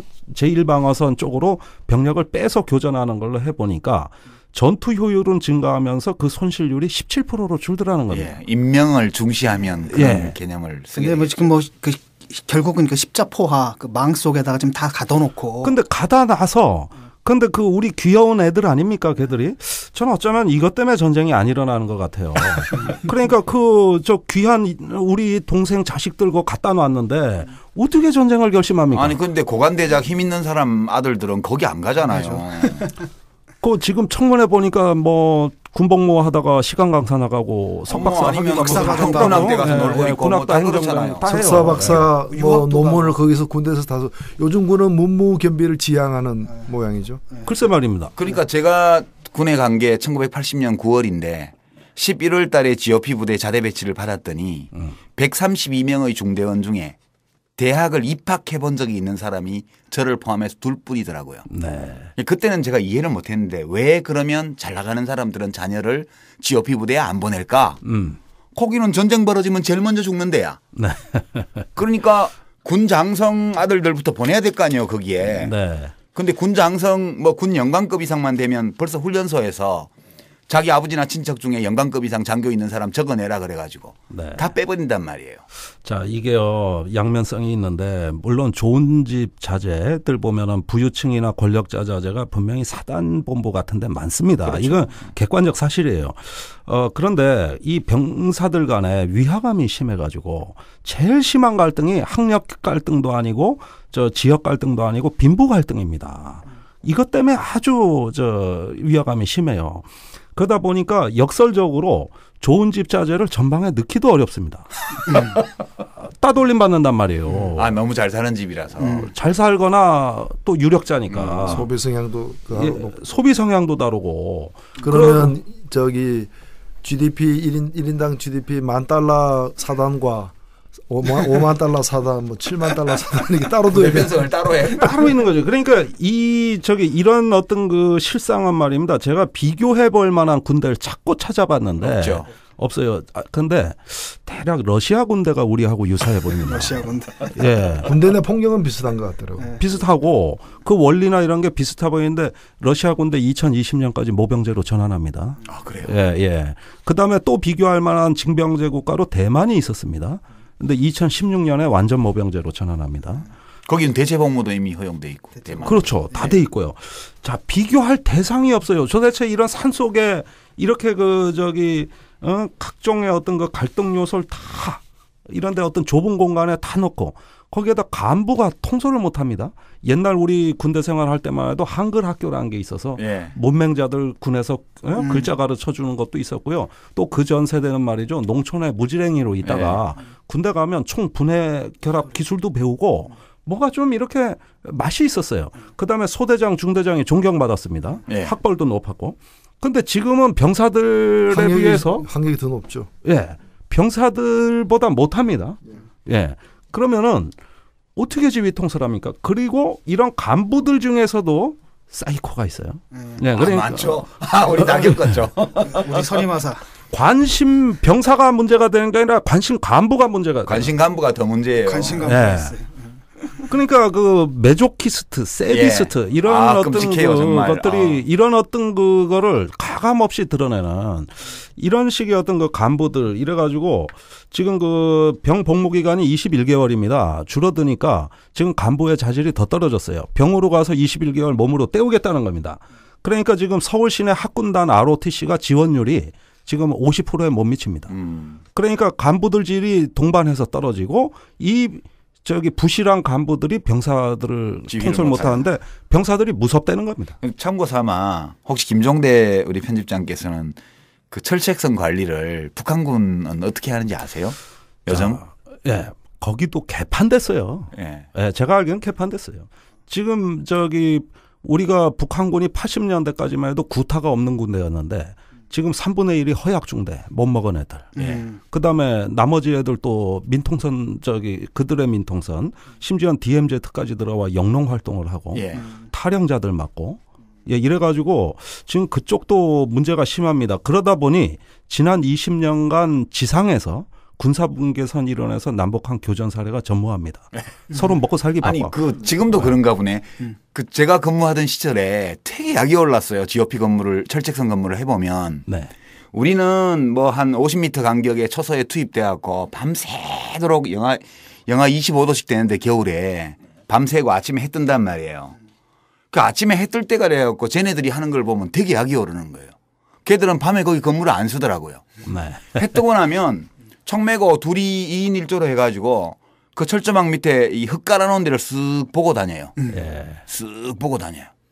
그러니까 거기 발자국 없으면 아무도 안 넘어온 거예요. 네. 그럼 우리는 밤새도록 그 북향 비탈이니까 4월 달까지 눈이 쌓여 있어요. 네. 이북 쪽은 2월 달만 되면 해가 들어가지고 따뜻하거든 거기가.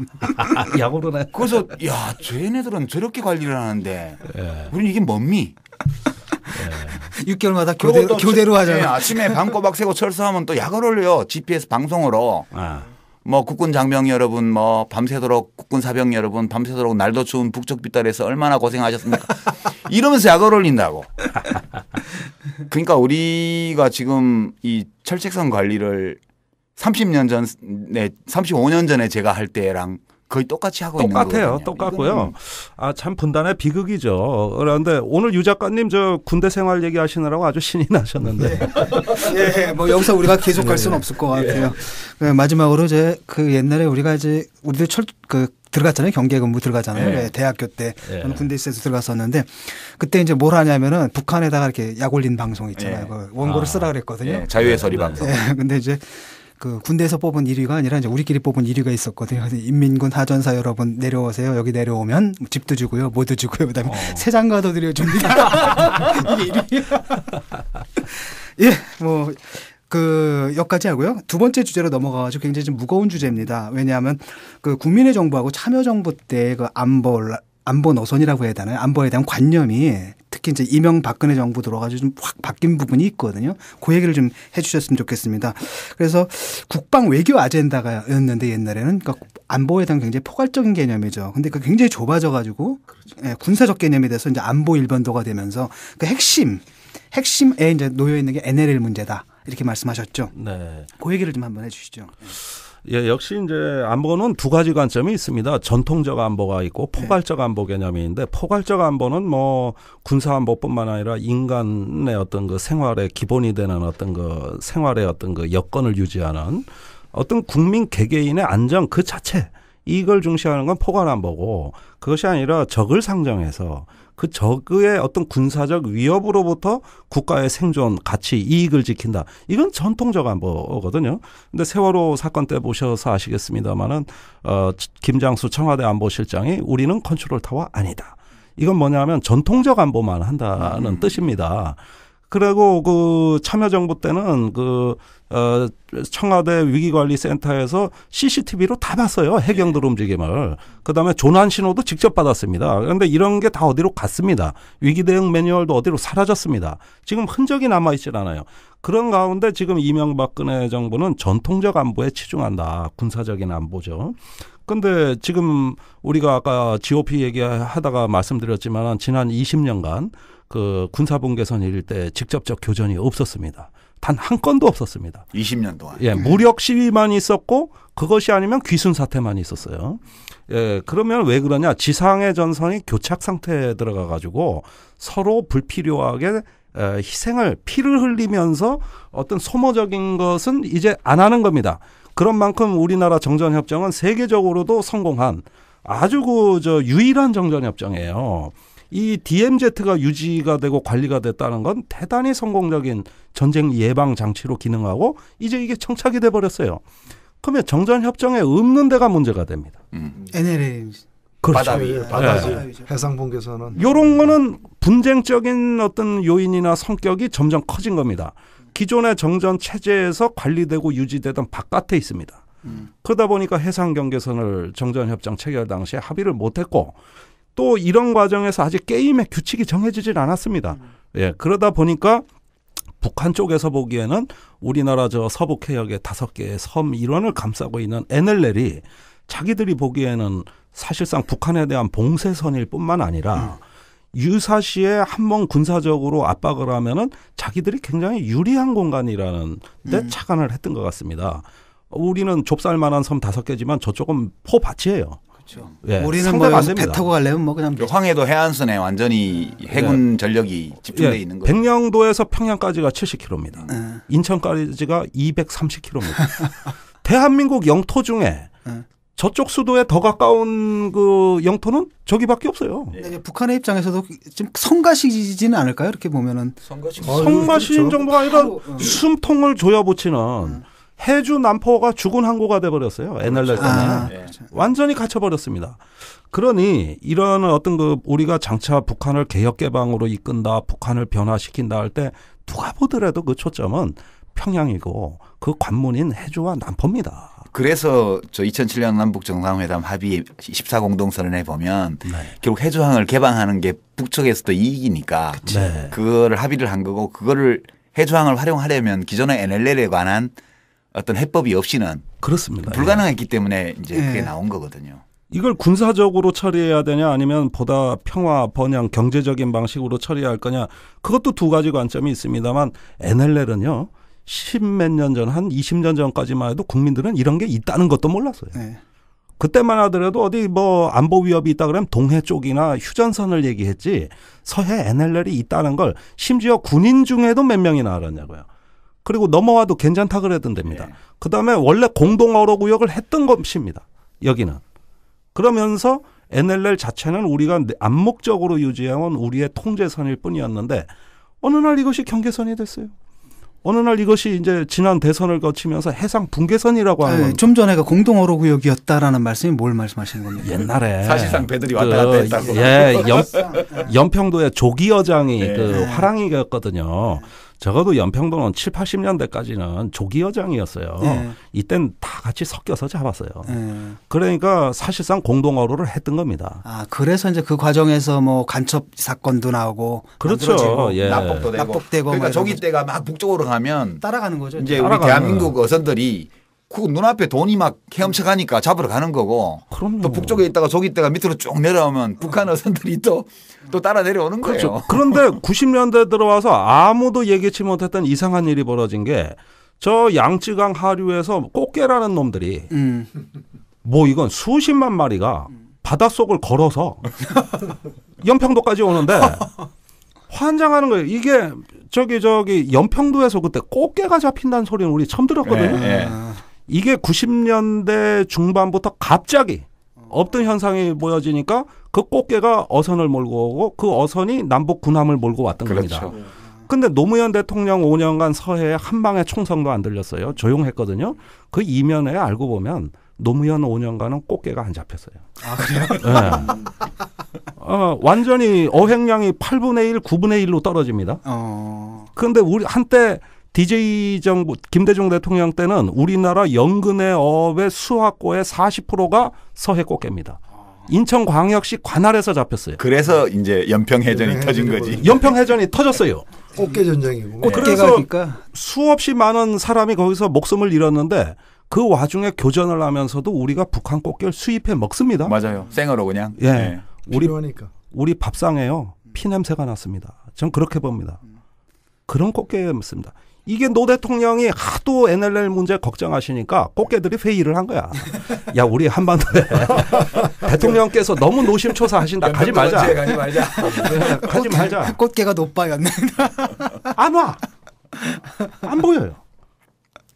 이래가지고 그 틈에 이제 서해에 우리가 평화 구상을 할 여유가 생긴 거예요, 사실은. 네. 아, 고마운 꽃게들이네. 네, 근데 이제 그 전에는 쉽게 말하면 세 가지였죠. 평화협력, 남북 간의 평화협력, 그리고 또 하나는 자주국방. 이거는 이제 전시 작전권 회수하는 이 문제였고요. 세 번째가 동북아 균형자론. 그러니까 그렇죠. 나름대로 이제 그 중국과 뭐 미국과 사이에서 균형자 역할을 하겠다. 이런 상당히 자주적이고 뭐랄까 능동적인 외교 전략이었었는데 외교 안보 전략이었는데 네. 이게 이제 없어지고요. 지금 딱 남은 거거든요. NLL을 사수하자. 예. 뭔 사수입니까? 사수란 말 뜻이 죽음으로 지킨다는 거 아닙니까? 살아서 지켜야지. 사람이 사수가 아니라 생수. 그게 왜 사수? 무슨 말도 그렇게 허벌나게 하십니까? 그래.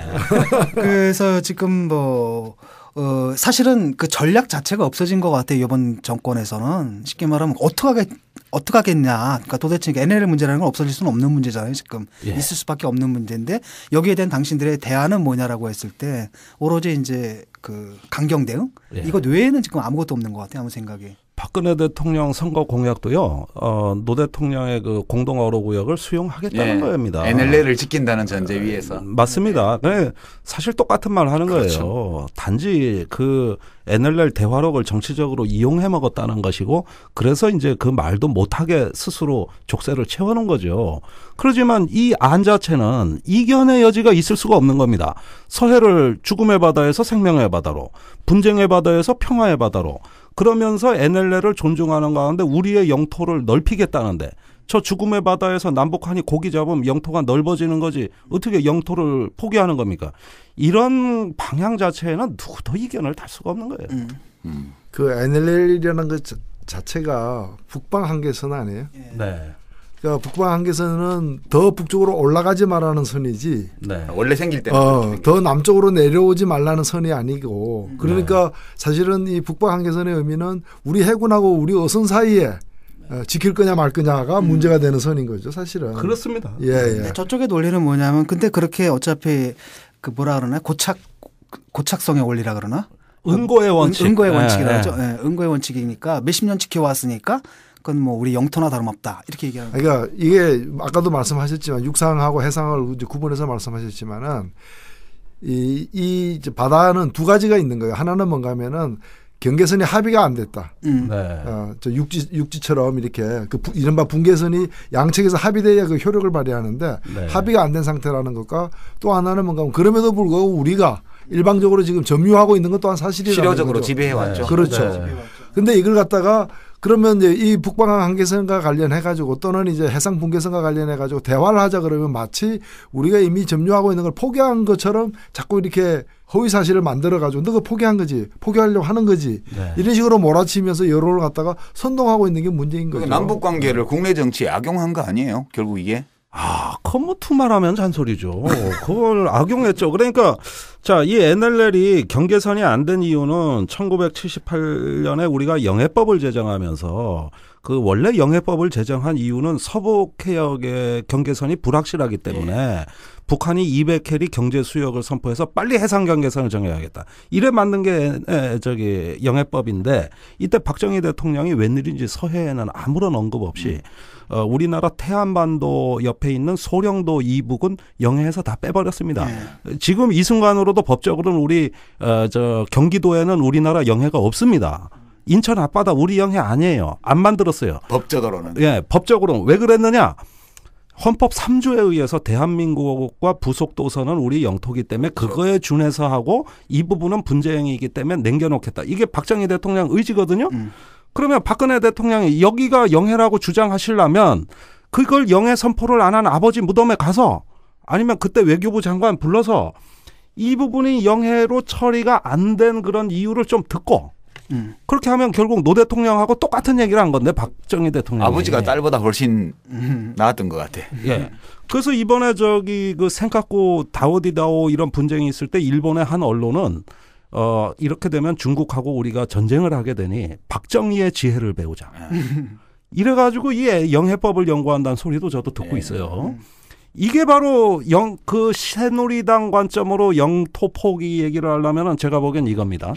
78년도에. 박정희 체제를 부정해야 된다. 이런 이야기를 좀 자세히 알고 싶은 분들은 시크릿 파일 서해 전쟁이라는 우리 김종대 편집장님의 최근 저서를 참조해 보시면 아주 도움이 될 겁니다. 이 얘기까지 해주시면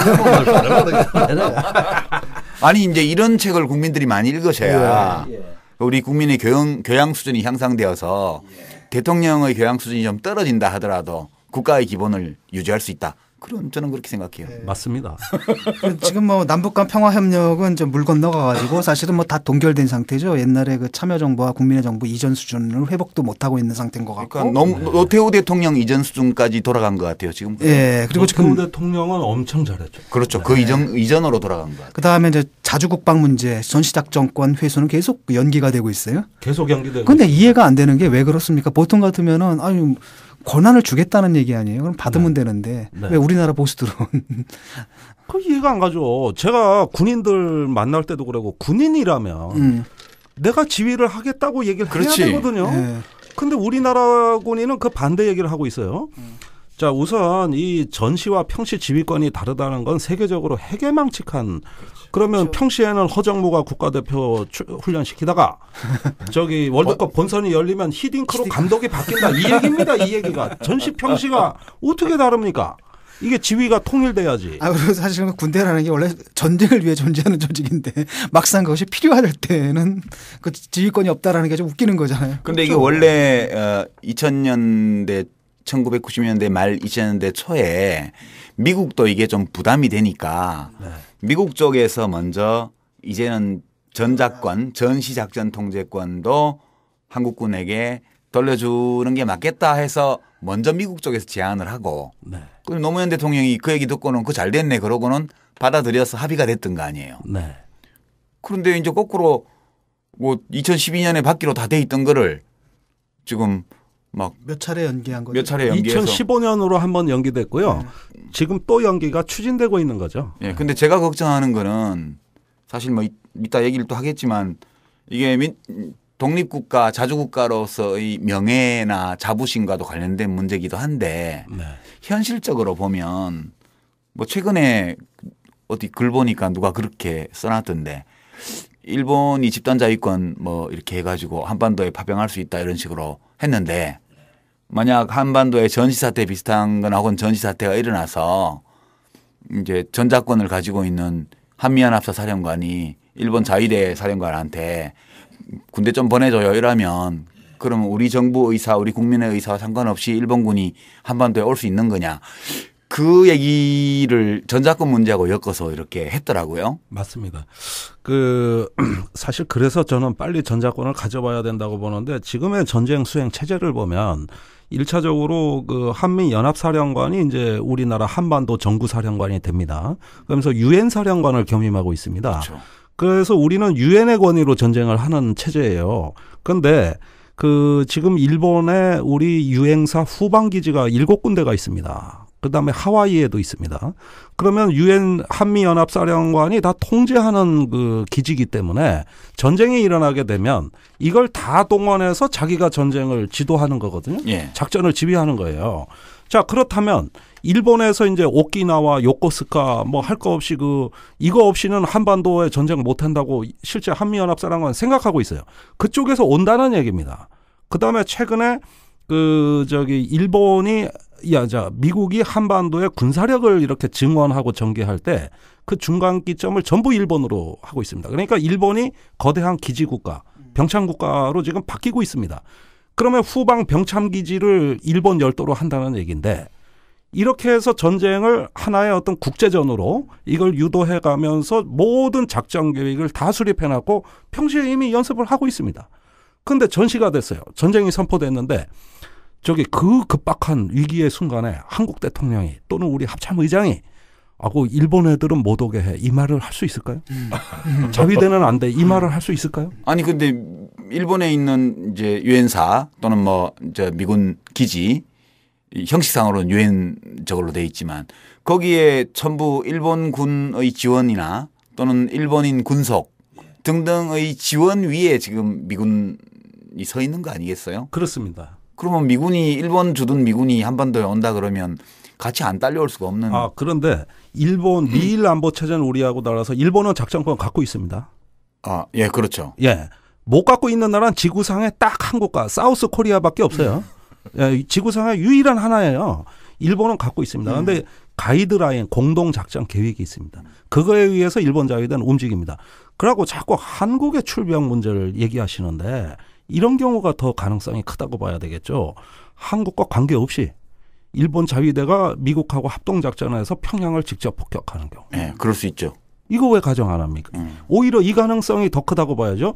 이것은 실제로 지금 아베가 추진하고 있는 방위계획 대강에 나오는 대목이에요.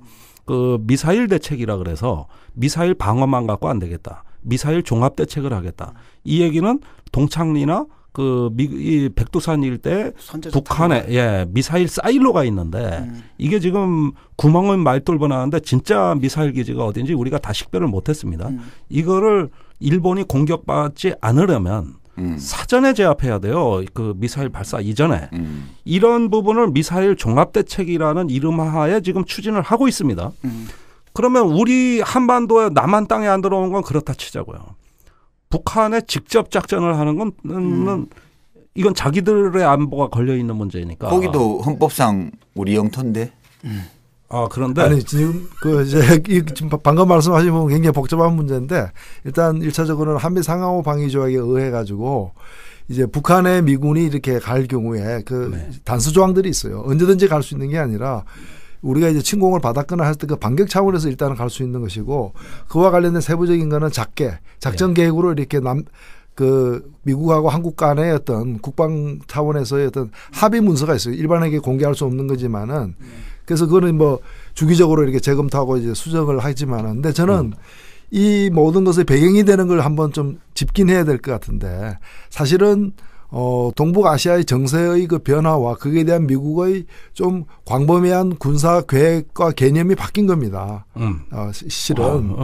정확하십니다. 예. 그래서 소련의 붕괴라거나 또는 이제 북한의 군사력의 어떤 영향력이 저하하거나 이런 여러 배경들이 있는데 그러면서 주한미군의 어떤 그 역할 자체를 변경하는 과정에서 이제까지 주한미군이 존재했던 이유는 북한의 침공에 대비한다는 그것이 거의 유일한 이유였거든요.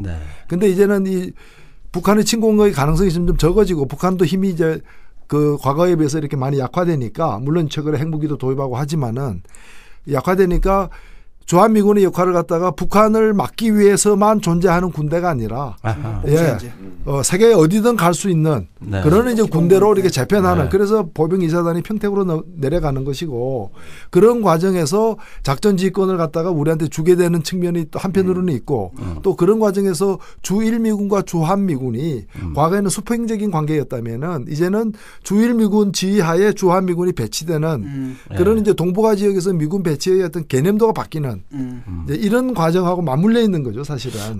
그게 이제 의원님 의정 활동하실 때 공개하신 문서에 사실은 나와 있는 극비 문서를 그때 이렇게 공개하시면서 사실 거기 나온 건데 이렇게 한번 생각을 해보죠. 지금 제일 전략적인 과제는 미사일 방어입니다. 북한이 일본을 협박하는 거는 중거리 미사일이거든요. 이 미사일 방어에 관한 문제가 가장 군사 관계를 변화시키는데 미사일은 완행열차가 아닙니다. 내려 꽂힐 땐 초속 5 내지 7km의 속도로 대기권에서 뚫고 내려와 가지고 지상을 향한 내려 꽂히는데 방어하기 아주 어렵거든요. 이거 완행열차가 아니에요. 그런데 한반도 상공을 지날 땐 주한미군 사령관이 요격한다. 일본 갈 때는 주일미군 사령관이 요격한다. 괌을 갈 때는 태평양 사령관이 요격한다. 이게 됩니까? 그 짧은 분초 시간에 이거 안 되겠다. 다 합치자. 몽땅 합치자. 그래서 미사일 방어를 지휘 체계를 다 통합하자. 그래가지고 C2라고 합니다. 커맨드 컨트롤이라고 지휘 통제를 다 통합하자. 국적을 불문하고. 그래서 다 같이 대응한다. 이렇게 해가지고 군사력을 완전히 융합한다는 게 정보협력 양해각설 체결하고 그다음에 미사일 방어 MD를 같이 해서 요걸 다 통합하겠다.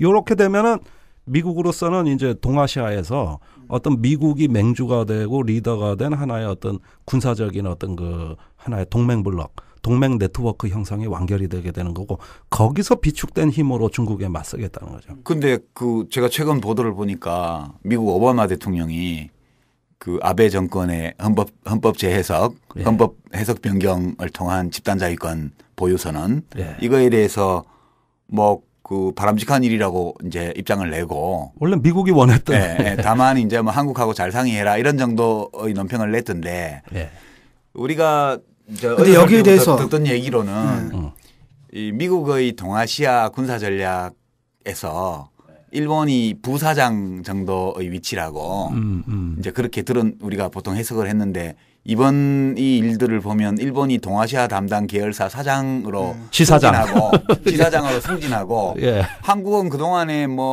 부사장하고 대충 맞먹던 그런 관계였는데 이제는 완전히 과장급으로 내려오는 거 아니냐. 이렇게 볼 수도 있지 않냐는 생각이 좀 들어요. 기분 되게 나쁘더라고요. 생각하니까. 비유신데요. 그렇게 보면 동아시아에 미국의 부사장이 2명 있습니다. 남방 삼각관계를 이끄는 호주. 북방 삼각관계를 이끄는 일본. 이렇게 해서 이제 2명의 부사장이 이제 계열사 지사장으로 각기 남북을 분할해서 이제 독립을 하고 그러면 나머지 국가들이 있습니다. 한국, 필리핀, 말레이시아, 심지어 베트남, 또 싱가포르, 필리핀 이런 나라들이 있거든요. 이제 군소 계열사 지사장 정도 여기는 해서 계열사 밑에 지사. 장 정도 이렇게 해가지고 하나의 어떤 거대한 어떤 동맹의 위계 구조가 형성이 되고요. 지금 또 주목할 게 호주하고 또 일본이 또 군사적으로 계속 또 핵심 중에 핵심입니다. 지금 이거는 서로 접촉하고 있잖아요. 그 미국이 동아시아에 뿌리는 안보 우산의 두 축은 일본하고 호주예요. 그래서 어떤 계열사 사장이 이제 있고 사실은 이게 우리나라 같은 경우에는 미국과 관계가 군사적 측면에서는 사내 하청 같은 거예요. 그러니까 외견상은 독립된 기업으로 돼 있는데 사실은 그게 불법 파견 등이 이제 지금 용인되는 그런 지금 상황이죠. 그런데 지금 일본이 집단자위권 선언하고 해석을 갖다 해석 개헌이죠. 하고 그다음에 미국에서 환영 성명을 냈단 말이죠. 우리 정부의 입장은 공식적인 입장이 나온 게 있습니까?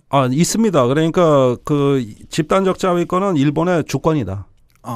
그건 일본의 주권이기 때문에 우리가 용인한다는 거죠, 그러니까. 이건 사실상 용인이에요. 다만 조금 국민들을 의식했는지 한반도의 일본구 자위대의 어떤 출동 문제는 우리 동의 없이는 안 된다. 이 입장 하나예요. 나머지는 그 일본의 주권이라고 다 정리가 됐고 이거는 미국까지 김장수 당시 안보실장이 날아가서 일부러 이 얘기하러 간 거예요. 거기서 한미일 회의가 열렸고 지금 한미일 차관복급 회의가 이 컨트롤 타워가 돼가지고 모든 정책 조정을 다 하고 있고 이미 제주도 남방에서 한미일 해상훈련을 하고 있죠. 예. MD에 관한 대화가 착수가 됐고 정보 협력을 하기 위한 실무 워킹그룹이 움직이고 있어요. 다 이런 부분은 차곡차곡 쌓이고 있습니다. 그러면서 정치적인 입장은 일본의 주권이다. 예. 한국에 관한 사항은 우리 동의받아요. 하나만 한 얘기죠. 그럼 청일전쟁 때 다 우리 동의받고 외세가 왔지. 동의할 수밖에 없는 상황을 그렇죠. 만들었지. 그 사람들이 다 서명 받고 온 거예요. 우리 정부의 요청으로 온 걸로 돼 있습니다. 그렇죠. 예, 청나라, 일본, 러시아 언제 일방적으로 도덕론 같이 왔습니까? 그 전에 외교를 통해서 다 하다못해 한일 강제 합병도 조약이 다 있었는데. 네.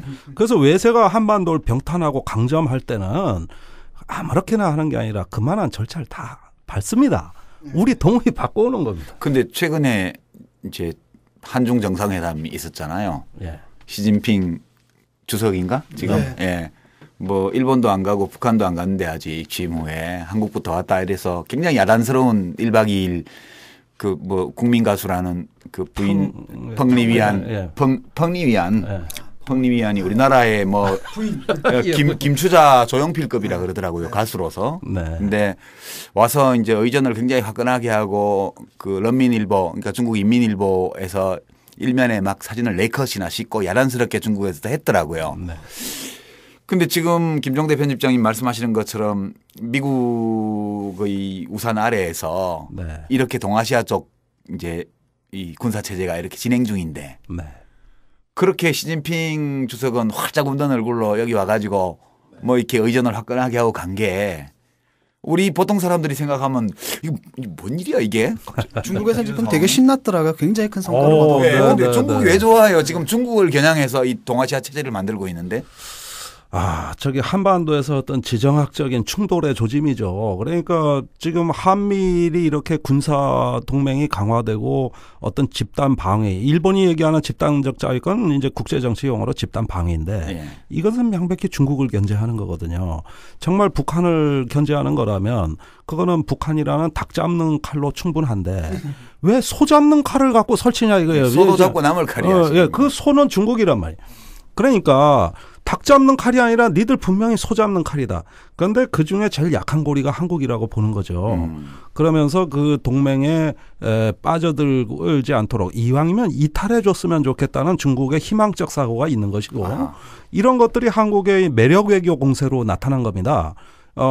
판다 곰이 오고 부인 가수가 오고 또 여러 가지 위안화하고 원화하고 직거래 시장 열고 그래서 참 디플로마시라고 그 외교 공세를 듬뿍 뿌림으로써 어쨌든지 간에 일본을 견제하는 데서 한국이 중국하고 보조를 같이 해야지. 역사 문제에 대해서 굉장히 강경한 요구를 했잖아요, 중국이. 그런데 이제 우리 정부에서 막 받을지 말아야 될지 막 헷갈려하는 상황도 좀 보여요. 너무 많이 주니까. 아니 작년 6월에 박근혜 대통령이 중국 가서 안중근 의사 기념비 세워달라 그랬는데 기념비가 아니라 기념관을 세워버리고 지금 이번에 시진핑 주석의 서울대 연설 보십시오. 야, 뭔 역사가 다 나오는데 이순신이 나오고 김구가 나오고 윤봉길, 안중근 해가지고 역사 교육은 그쪽에서 하는 것 같아. 아니 결국에 이제 사실은 집단 자위권 같은 데 대해서 즉각 현재 한국 정부가 중국과 같은 입장을 취할 수 없다는 건 알지만 여러 가지로 이렇게 사실은 압박을 가하는 측면이 있는 거죠. 맞습니다. 웃으면서 왔지만은 사실은 계속 한편으로는 자기들하고 같이 가도록 연루시키기도 하고 한편으로는 또 협박도 하는 면이 있고 또 그 틈을 노려서 또 북한은 일본을 상대로 장사하고 이런 이제 복잡하게 지금 얽혀 있는 그런 부분인데 솔직히 지금 보면은 한국 정부의 일본 이번 해석 개헌에 대한 태도를 보면은 사실은 미국을 가장 크게 의식해서 미국을 어떻게 보면은 미국을 의식해 가지고 일본의 어떤 그런 이제 발호를 갖다가 묵인하는 거죠. 묵인하면서도 우리 국민들에게는 또 페인트 모션을 통해 가지고 마치 우리는 여전히 일본에 대해서 어떠한 도발도 용납하지 않겠다라는 표정만 그렇게 지금 짓고 있는. 그러면서 사실은 다 용인하는 거 아닙니까? 그러니까 그래서 지금 그 해석기관의 해석에 따라서 한반도만 오지 않는다면 또는 한반도 올 때는 허락받고 온다면은 나머지는 봐주겠다. 이게 사실은 앞뒤가 안 맞는 얘기들을 하고 있는 거죠. 그러니까 이번에 시진핑 주석의 최대 성과는 박근혜 대통령으로부터 일본의 집단적 자위권에 대해 우려한다는 발언을 이끌어낸 거예요. 그렇죠. 예, 여기에 대한 하나 받으려 나머지를 다 준 거야. 이거는 굉장한 겁니다. 집단적 자위권이 지금 동아시아 정세 변화의 핵심 의제인데 이 부분에 대해서 한국하고 인식을 같이 했다는 걸 지금 돌아가서 엄청나게 광고하고 홍보할 겁니다, 지금. 미국에서 굉장히 지금 불편해하고 있잖아요. 불편해하죠. 이건 비상사태예요. 근데 제가 시진핑 내외 분이 이렇게 뭐 외국 중앙나라 정상이니까 내 분이라고 표현합시다. 내 분이 활짝 웃으면서 와서 이렇게 하는 걸 보면서 야, 한국이 몸값이 올랐나? 그게 어찌 보면 미국도 자기들이 구상하는 동아시아 방위 체제를 완성하기 위해서는 뭐 지사장은 뭐 일본이지만 그래도 여기가 뭔가 좀 딱 아귀가 맞아가야 이게 되는 거고 중국 입장에서 보게 되면 그게 닭 잡는 칼이 아니고 소 잡는 칼이라서 자기들을 겨냥한 건데 신경질을 내는 게 아니고 한국에 와서 막 준단 말이에요. 그러면 이 이야기는 결국은 이 동아시아 국제 무대에서 대한민국의 몸값이 지금 굉장히 올라가고 있는 거 아닌가? 그러면 되게 그럴 때는 좋은 기회잖아요.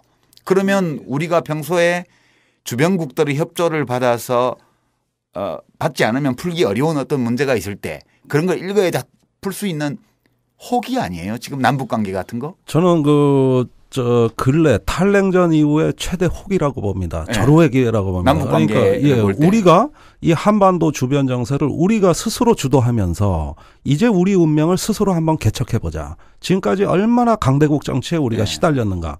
남북한이 협력을 못해서 얼마나 소모적인 대결을 해왔는가. 이제야말로 우리 스스로 한번 운명을 바꿔보자. 이렇게 좀 어떤 주도적인 의지가 있다면 환경은 뒷받침됐다고 봅니다. 좋은 환경이에요. 그렇지 않다면 박근혜 정부와 같은 정부가 이런 어떤 그 주요한 국면에 정권을 잡고 있다는 자체가 제가 볼 때 위기예요. 왜냐하면 이것은 호기가 아니고 위기인 거죠. 왜냐하면 지금 그런 상황 자체가 제대로 푼다는 전제하에서 호기인데 오히려 집단 자위권 갖는 걸 갖다가 묵인한다거나 이런 식으로 하면서 오히려 이 동북아의 신질서 구축을 갖다가 퇴행적 방향으로 굳혀 나간다면은 오히려 위기가 될 수 있는 거죠. 위기가 될 수 있는 어떤 느낌이냐면 이런 거거든요. 우리가 능동적으로 주체적으로 미국하고 협상해가지고 밀고 나가거나 중국과 협상해서 밀고 나가거나 근데 양쪽에 긴장 그걸 갖다가 활용하거나 이런 게 아니라 미국 만날 땐 그쪽에 쏠리고. 중국 만날 때 중국에 이쪽에 쏠리고 이러면서 좀 갈피를 좀 못 잡는 느낌인 것 같아요. 그게 바로 눈치 외교의 이제 시작인데 그 좋은 호기를 자기가 주도할 의지가 없게 되면 어떻게 되냐면 주도해야 될 때 주도하지 못하면 주도 당합니다. 그러니까 이번에 중국에서도 좀 당하는 느낌이거든요. 그러니까 중국 애들이 와가지고 막 이러니까 얼떨결에 당하고 중국 애들은 가가지고 막 굉장히 그럼 시진핑이 와서 활용당하고 손에 넣고 쪼물락쪼물락 가지고 놓은 거예요 지금? 그렇게 보인다고 봐요. 우리가 이런 부분을 주도하려고 하는 의지가 있다면 좋은 일이지만 주도 당하게 될 때는 즉 갖고 노는데 당하면은 이건 재앙의 시작이죠. 지정학적 재앙이죠. 그러니까 지금 현 정부가 박근혜 정부가 들어서서 일본에 대해서 한 일은 악수 안 하기 그리고 안 만나기 이것밖에 없어요. 한 게 없는 거야. 대줄 건 다 대줄 거고. 그러니까 모든 건 다 당하고 사실 결과적으로 용납하면서 거기다가 나는 악수 안 해 나는 그 아베하고 안 만나 안 만나면 뭐 합니까? 아베는 안 만났지만은 집단적 자위권은 만났잖아요. 그렇죠. 지금 이게 서로 따로따로 생기는 것 같은 많은 일들이 지금 우리 김종대 편집장의 얘기를 듣다 보니까 다 얽혀 있다는 의심이 좀 드는데 그렇습니다. 북한이 최근에 정부 성명을 냈잖아요. 남북한 잘해보자. 이게 뭐 조평통 성명도 아니고 그리고 9월 아시안 게임 인천 아시안 게임에 이제 소위 미니 응원단 하여튼 뭐 아시안 게임 응원단을 보내겠다고 지금 발표를 한 거 아니에요? 그리고 시진핑 주석이 와서 육자회담 재개에 관한 이야기를 했는데 박근혜 대통령이 안 받아들였죠. 중국 정부는 육자회담을 다시 열어보려고 노력을 했지만 성과는 안 났고요.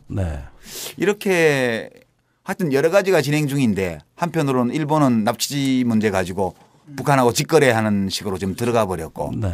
북한과 미국 사이에서도 일정한 대화가 오가는 것 같은 분위기고. 복잡하네요. 그 예전에 보면 북한이 이제 대한민국을 따돌리고 직접 미국하고 직거래하려는 이른바 통미봉남이라는 네. 이제 전통적 전략 전술을 써왔는데 네. 최근의 상황을 이렇게 보면 일본도 우리를 따돌리려고 한 것 같지는 않은데 네.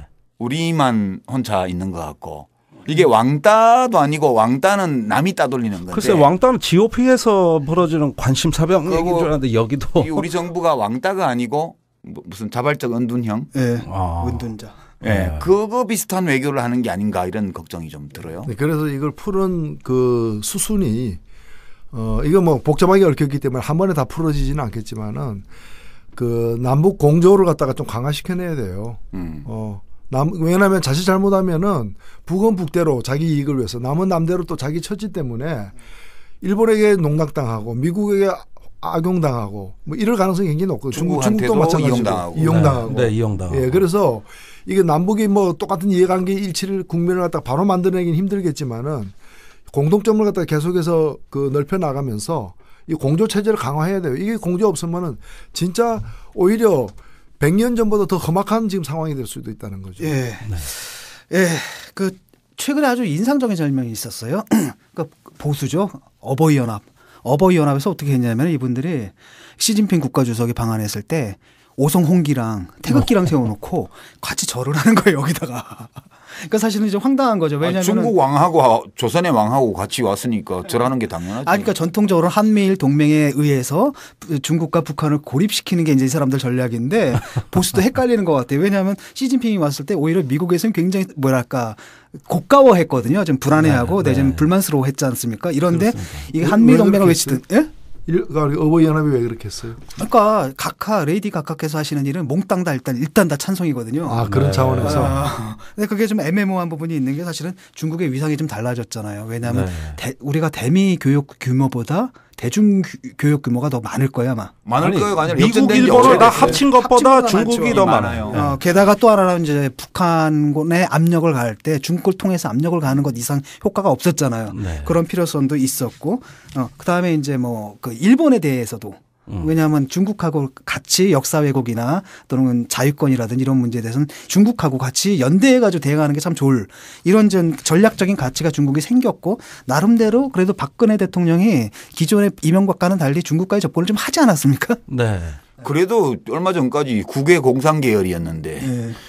네, 제가 올해도 중국의 사회과학원 같은 데 방문해 가지고 그 한반도 전문가들하고 토론할 때마다 제일 인상적으로 느끼는 거는 한중 밀월 관계라는 표현을 아예 입에 달고 다닙니다. 예, 아예 입에 달고 다니고 3월 말에 우리가 그 한국 전쟁 당시에 중국군 유해를 중국에 송환해 줬어요. 예. 이거에 중국 대륙이 뿅 갔습니다. 예, 그다음에 박근혜 대통령 자서전이 60만 부 팔렸다 그러고 별에서 온 그대 때문에 중국 전역에 지금 치맥 열풍이 불어가지고 제가 그 연속곡 안 보고 중국과 얼마나 창피한지. 자, 이렇게 해서 의외로 지금 한국의 전략적 가치를 부각시키면서 중국은 많은 문제를 노리고 있습니다. 이 전체 그 동아시아의 어떤 그들의 구상을 하나둘 구체화하고 있는 거죠. 물론 경계해야 됩니다.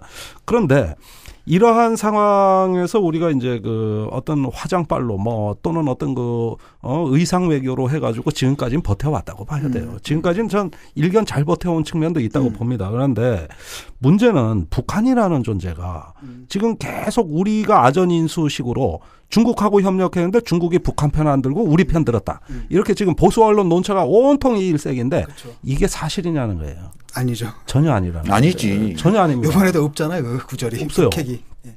오히려 북한은 지금의 저런 중국 행보에 다 보절 맞추고 있다고 봐야 됩니다. 그게 그 지난번에 더 이상 대립하지 말고 화해하자. 군사 적대 행위 중지하자. 이런 어떤 북한의 성명도 그와 관계되어 있다고 봐요.